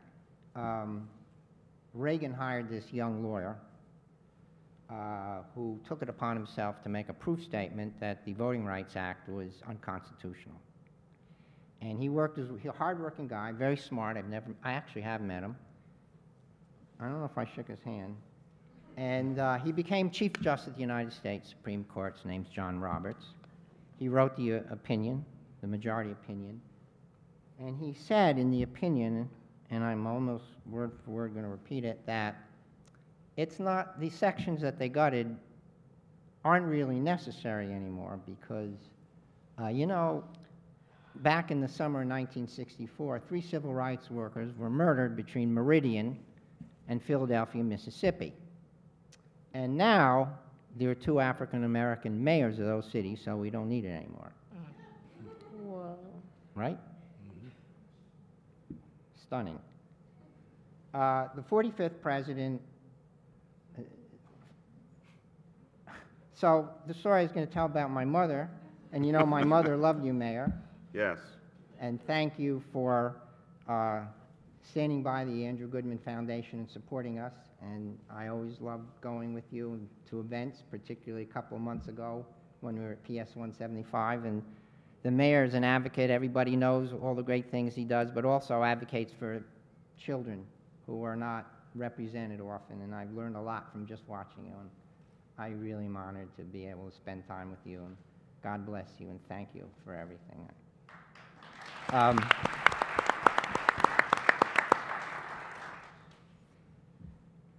Anyway, my mother would organize Women's Strikes for Peace with Harry Belafonte, who I met when I was 10. And Harry, for those of you who aren't so familiar with the 50s and 60s, came out of nowhere and became the #1 performer in the United States of America. That's an easy proof statement.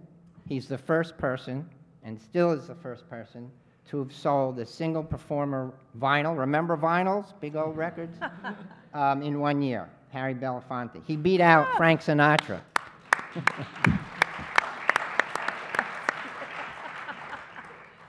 And he was a social activist first, in our family's opinion, and a performer second. I'm so honored, Harry, to say that I've shaken your hand, much less grew up with you as a mentor. And anyway, my mother was organizing to strike for peace with Harry and other people, and there was a bunch of women. They were trying to convince this one lady to go on this anti-war march. Okay, this is when the war in Vietnam was in full swing. And she said, okay, I'll go, but I'm going to go as a peace pro-advocate, a pro-peace advocate. So I don't think about fighting Trump. We're all here in this room to advocate for democracy. He's fighting us, okay? He's fighting us. So we got to just stay focused, stay cool, and do our job. Just like Harry, just like Mayor Dinkins, and John Lewis, who, by the way, was 25 years old when he was chairman of the Student Nonviolent Coordinating Committee, SNCC, which in the Freedom Summer, the Mississippi Freedom Summer event, which is what my brother volunteered for, he was national chair. A 25-year-old in a revolution, leading a revolution. So we're in Columbia, populated by millennials, 20-ish people. So if they can do it, and Harry can do it, and Mayor Dinkins can do it, and John Lewis can, so could all the Columbia students do it. Better get out there and go to work.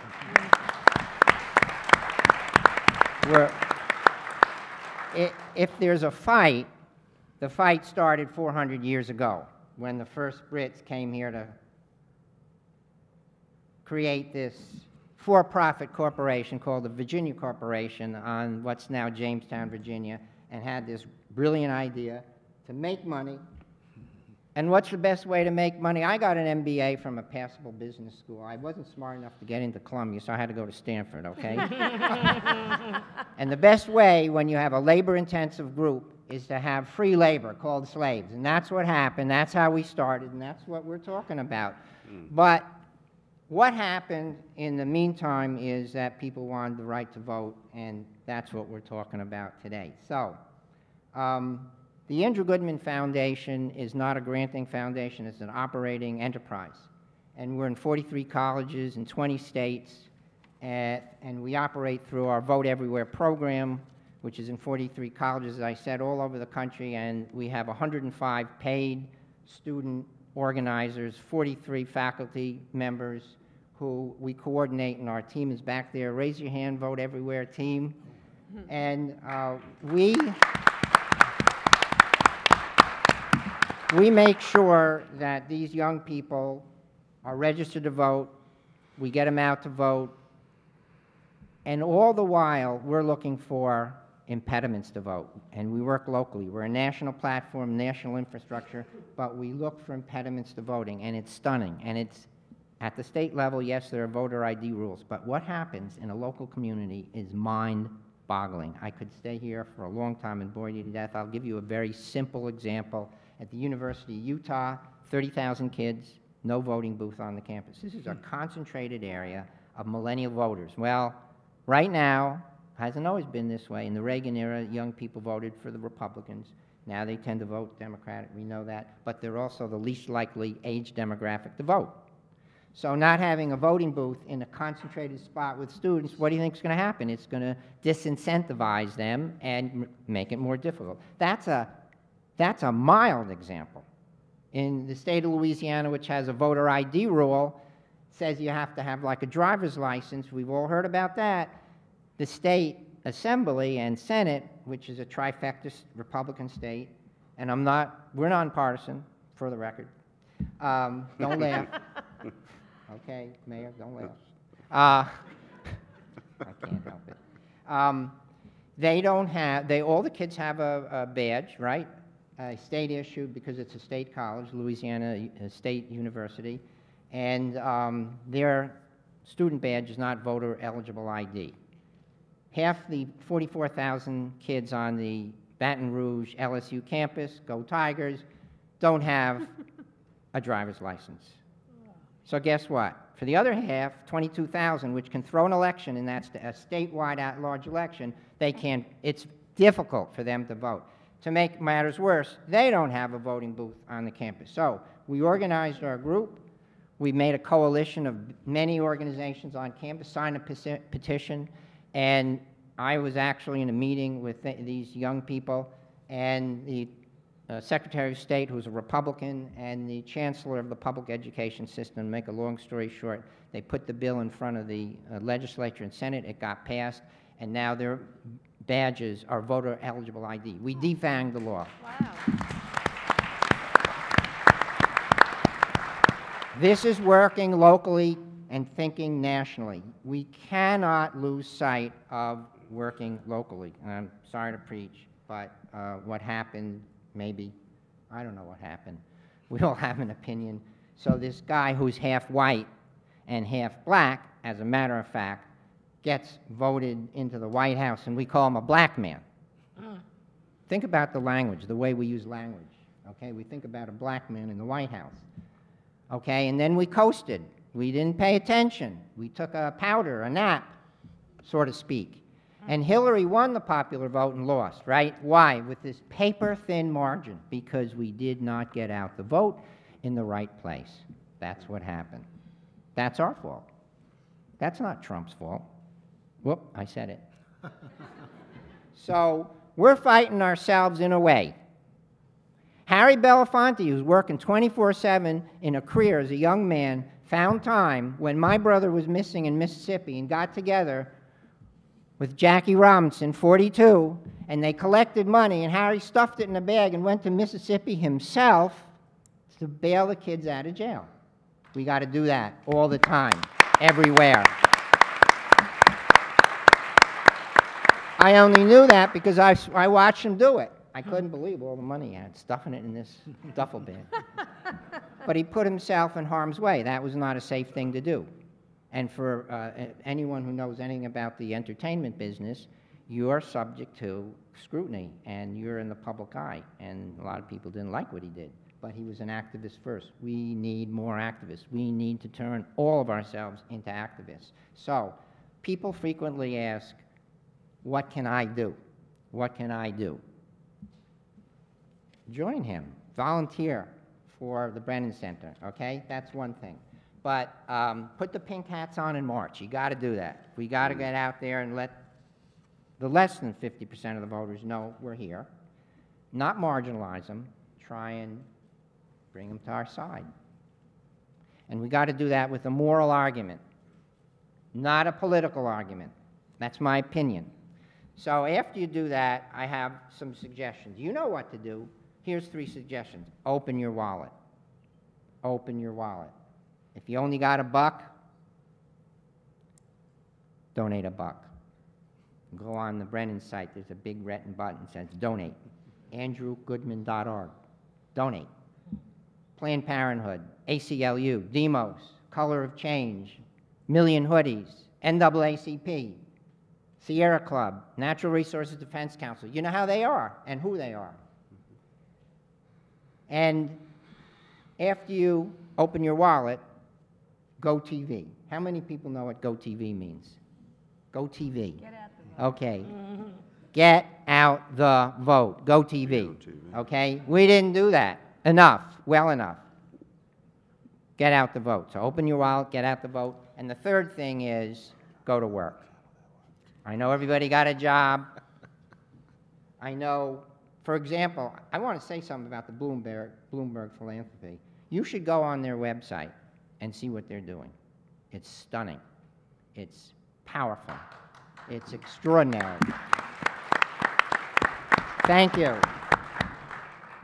And I'm honored to say that I've had many meetings with Michael and Marjorie, and they are really patriotic American leaders. And we can all participate. We don't have to be Bloomberg Philanthropies. We can work for people. We can join them. Open your wallet, go TV, and go to work. Now, you can't see my boots. I only have 1 pair of shoes. They're hiking boots. They're lightweight. They're waterproof, and they're you-know-what kicking boots. Run. Harry told me this. Run. Martin said, run. If you can't run, walk. If you can't walk, crawl. But for God's sakes, keep moving. God bless you. Thank you. God bless America.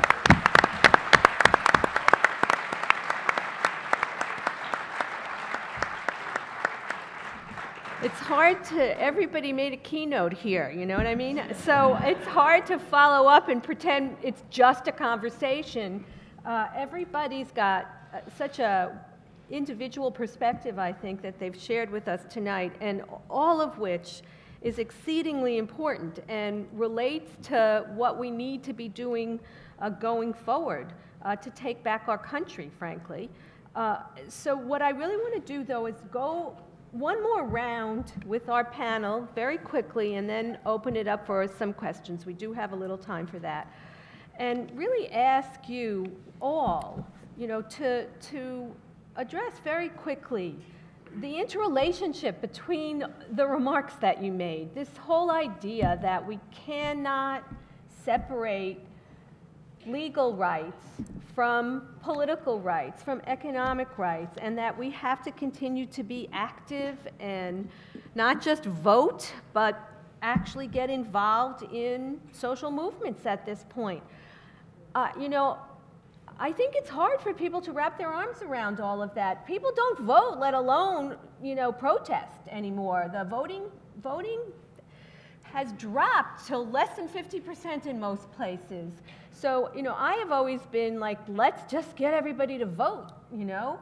Yet, it seems to me we need more than that now. So I really would just hope everybody can try and pull a little bit from each other and give us a couple of minutes on this complex, interrelationship here so that we don't all sort of get stymied from the difficulty of this. The whole idea of really taking back Washington from somebody who is hell-bent in a way on destroying government is not exactly something we've experienced before. So Michael, I'm going to start with you again. Well, I think that one of the things that David said that was so powerful was the idea that in some ways many of us coasted or napped or thought things would continue to move on their own. Voter turnout in the 2014 election was at its lowest level in 72 years. Oh, wow. And that was not because of voter suppression laws. That was on all of us. And 72 years ago was at the beginning of World War II, and there were several million people overseas. And so it's even more daunting than that.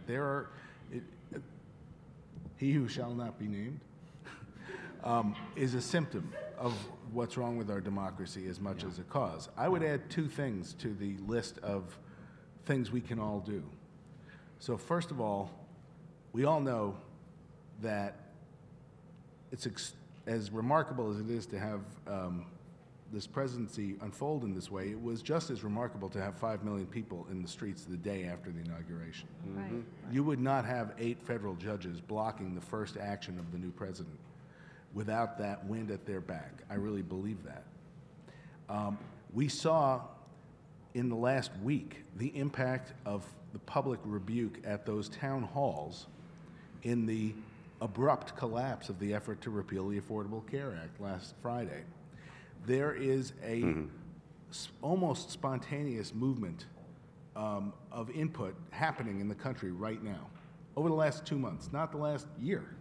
There's a website called Indivisible. Many of you are probably familiar with it. 2 young former congressional aides said, we learned about the Tea Party.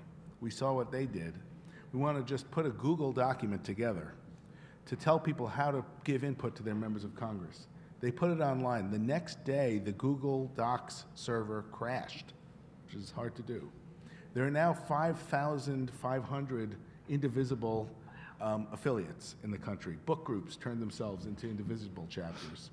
Every one of us can be part of something like that. And the other thing that I was struck by is social media. It turns out not everybody, most people are on social media. Conservative voices are far more likely to speak up on social media than progressive voices, as an empirical matter. Yeah. So these things that seem simple or not that significant, go to a town meeting, speak up on social media. If you live on the Upper West Side of New York, you don't necessarily have someone to yell at, but you can make your voice heard. Thank you. I'm going to ask that Mayor Nutter follow here and shake it up a little bit in terms of the order. Thank you. You know, I get asked all the time, same question, you know, what can I do, what should I do? I'm sad, I'm down, I'm this, I'm that, and I mean, I'm still trying to recover myself, so, you know, some days it's even hard to, but facts still matter. Data matters, and I said this at the summit the other day. There were a couple pieces of factual information that basically took down that effort by the President and the Republicans to repeal and replace Obamacare. 56% of Americans actually like the Affordable Care Act. It's just that some of them didn't like Obamacare. 56%. And when it was, even before it was scored, but that was subsequently validated, and people understood that 24 million folks would not have health care in a few more years. I think those two facts and a bunch of other things, and the politics and all the other stuff that goes with it, and you never really knew what the bill was all about because it kept changing because they were trying to get votes, which every time you make a change to get a vote, you potentially risk losing one. The facts brought this thing down the other day. The facts. Facts still matter. Let's stick with facts. That's one. As David mentioned, there are a ton of groups and organizations out there. Pick one, pick two, pick five, but pick one and get involved with them. Whatever your passion is, whatever you care about, whatever your thing is, we don't all have to do the same thing. We don't all have to be in the same organization.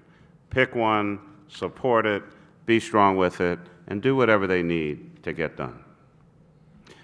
I think President Obama's post-presidency activity, of which there will be many, but one in particular, the work that he and Attorney General Eric Holder are planning to do with regard to the congressional districts and the over-gerrymandered Congress and state houses is critically important work. And if that's your thing, I would strongly encourage us to get involved in that. The fact that, what is it, like 3% of members of Congress ever lose their seat, and the fact that even in their own districts, they don't have to talk to everybody because they've carved things up in such a way, for many of them, that they can narrowcast a message, is a threat to our democracy. And by the way, as he has told us, President Barack Obama will never be on another ballot again. You can't vote for Barack Obama every election. Every election is not going to be that exciting or dynamic. You only get to vote for the first black president once. But every election is important. You are not alive in the United States of America until some elected or appointed official signs your birth certificate. You are not dead in the United States of America until some elected official or appointed official signs your death certificate.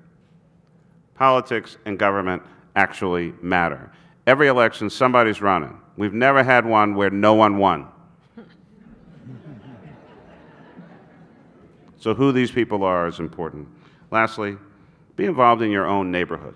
While we're trying to save the world and do all of these wonderful things, make sure your own neighborhood is tight and that you're doing what you can in your own community. And then lastly, just pay attention. Just pay attention.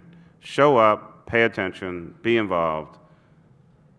We can make things better. Thanks. Thank you. David, I'm going to ask you to comment. David? Oh. I'm going out of order. I know. That's what I do in class, and it wakes people up. So, my brother was murdered on June 21st, 1964, by the Ku Klux Klan.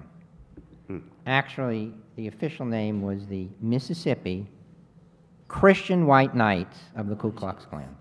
Language is powerful.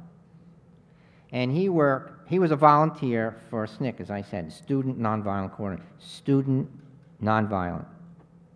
The language. Focus on the language. And he did what the mayor said. He showed up with 1,000 other kids. And when he said he was going to Mississippi, I said, why? He said, because I heard that if you were black in Mississippi, you couldn't vote. He said, it's like he's just standing right there. He said, that's just unfair. Okay, I'm 17 years old. I had no idea. Right here in New York City, lived in a bubble, not mega rich, but privileged. I had no idea. I hate to put it this way, but if you tried to vote and you were black and you were warned and persisted, you'd get killed. And Liz was assassinated by the very person who said that when she was reading Coretta Scott King's letter in the United States Senate. It was a form of assassination. Show up and pay attention. This is what's going on. Okay, we all know that. And it's up to us to keep going forward, and if we don't, no one else is going to. It's just a self-evident truth that it's up to us, and always was. So when you look at voting and get into the nitty-gritty, it's mind-boggling what goes on. And just think of these numbers. Just meditate on them for a second. Obama's first election, he won with 70 million votes with a 10 million spread. McCain got 60 million. Republicans beat the crap out of him and assassinated his character. He won again with 66 million votes to Romney's 60, about a 6 million spread. You can't you can, but virtually impossible to lose the Electoral College with that kind of spread, okay? Hillary won with a 3 million spread. You could lose at that level. But the Republicans, for the last 3 elections, have been stuck at about 60 million votes. Where did the 10 million go? Well, some Democrats went over, we know that and all that, but they didn't show up. We didn't show up. We didn't show up. Mayor, you hit the nail on the head. Show up. Pick something that's important to you, show up. I know quite a few here, you are showing up. So now encourage your family to show up and your family's friends to show up. That's peer-to-peer. And you can't lecture it. I work with our student populations, about a million millennial voters. The worst thing you want to do is tell them you have a civic obligation to vote. Doesn't work. The peer-to-peer has to say, we're doing this because we're showing up. And we want the American democracy, these ideals to work, and they ain't, go to work. That's it. Thank you. Verna. I think the consistent message that I'm hearing across this table is, you know, we need a moral consensus. And the other one is we must work local and think global. We've become a global community just by virtue of our connectivity. And we don't have anymore this opportunity to just kind of speak in silos. And I think this consensus that was afoot brought us to this current leadership. I believe that with the connectivity and the information flowing behind the scenes, and there were people thinking these thoughts, and they've evolved to this thing that we now have to work with, manage, work around, or something. But we need to find a moral consensus. I think we find a moral consensus in the language we use. Why I said so much about block programming and block grants, it's not so much the distribution as to the way it blocks people into this place where they can't move. And we become disconnected from what's happening because we live where we have to put somebody in a place that can be addressed in that place. You're a disadvantaged person. Well, somebody disadvantaged me. I didn't wake up and wasn't born saying, you know, I'll take disadvantage for $2. This whole notion of marginalizing people. And these labels, and the labels are getting in a system in this worldwide web, and people are disconnecting more and more. The worst things you can be in America is old, poor, and black. And we haven't gotten past that yet. And some other worse things have come along. And when the other worse things come along, we try to put them in that box. And I think we need to push past these boxes, and we need to change our language, and we need to encourage the young people behind to change their language too, because they're using language to erase history. They're shifting up our language because they don't like it, but the language they use don't apply to the situations we're in. So we have to push with new language, or preserve the language we have and truly apply it to what exists, and not respond with language when we need it to be. So our language will lead us to a moral consensus, and it's gotta be about us, not you, not her, not him, not they, not empowering. I can't empower anyone. I do the work that I've done for 42 years to assist people in unlocking their own power, or moving obstacles out the way that kept them from taking up their full power and authority. I lived this life from that movement of civil rights because, believe it or not, I benefited from all of it. It might have stopped and stayed, but I benefited from it. It might not have moved past where Martin or Malcolm or Cleaver had thought, but I got to a certain point, it was my responsibility to reach back and pull forward.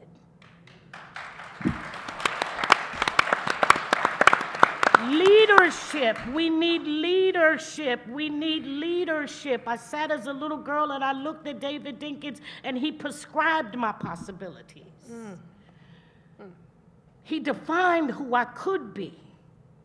He wasn't just the first black mayor, he was a black man who came to address issues of racism in neighborhoods where I lived. I didn't wait for him to set me free. I stood up and took advantage of my freedom. I didn't wait for nobody to empower me.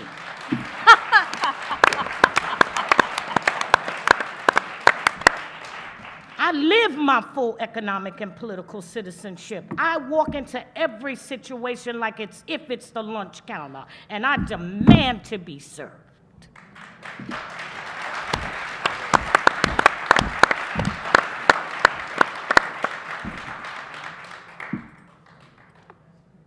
I'm so glad I'm sitting next to you. Thank you. All right. I'm older than you. Thank You're a you. year older than me. Just a year. I did that on purpose. I wanted this evening to wrap up that way. The only thing left for me to do, because it's late, is to call on Mayor Dinkins. You don't even have to come up here. Just stand up for us to close out this extraordinary evening. Because this forum, named in honor of Mayor Dinkins, this is the America I want to be part of. Thank you, Mayor Dinkins. Thank you, panelists. Thank you, Congressman Lewis. Mayor Dinkins.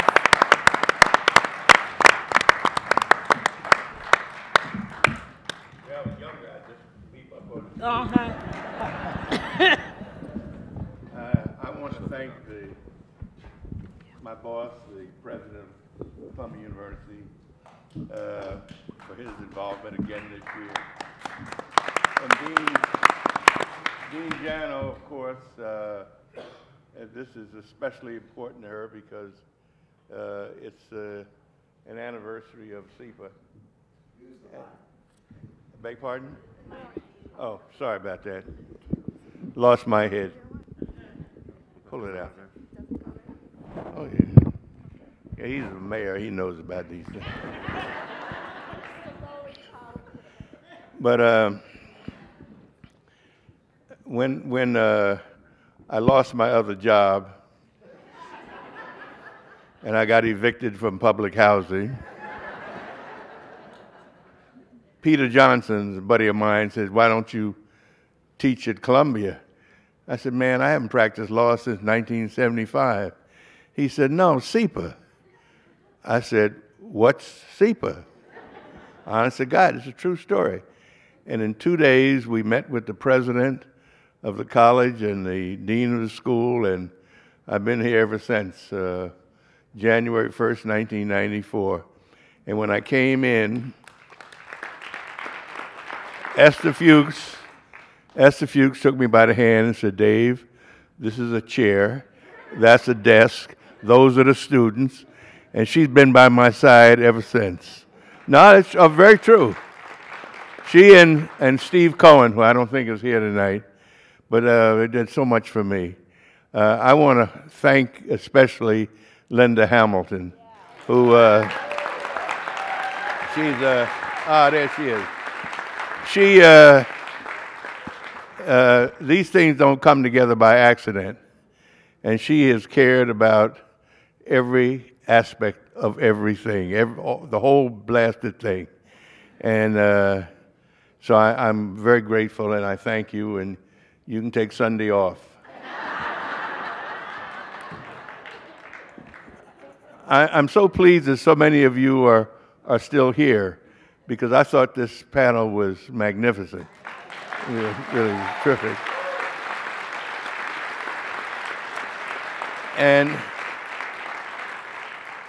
And my brother, Charlie Rangel, God bless him, he's Charlie, they used to call Percy Sutton, Basil Patterson, Charlie Rangel, and me, they called us the Gang of Four. Charlie called me one day, said, "Man, you know there are only two of us left."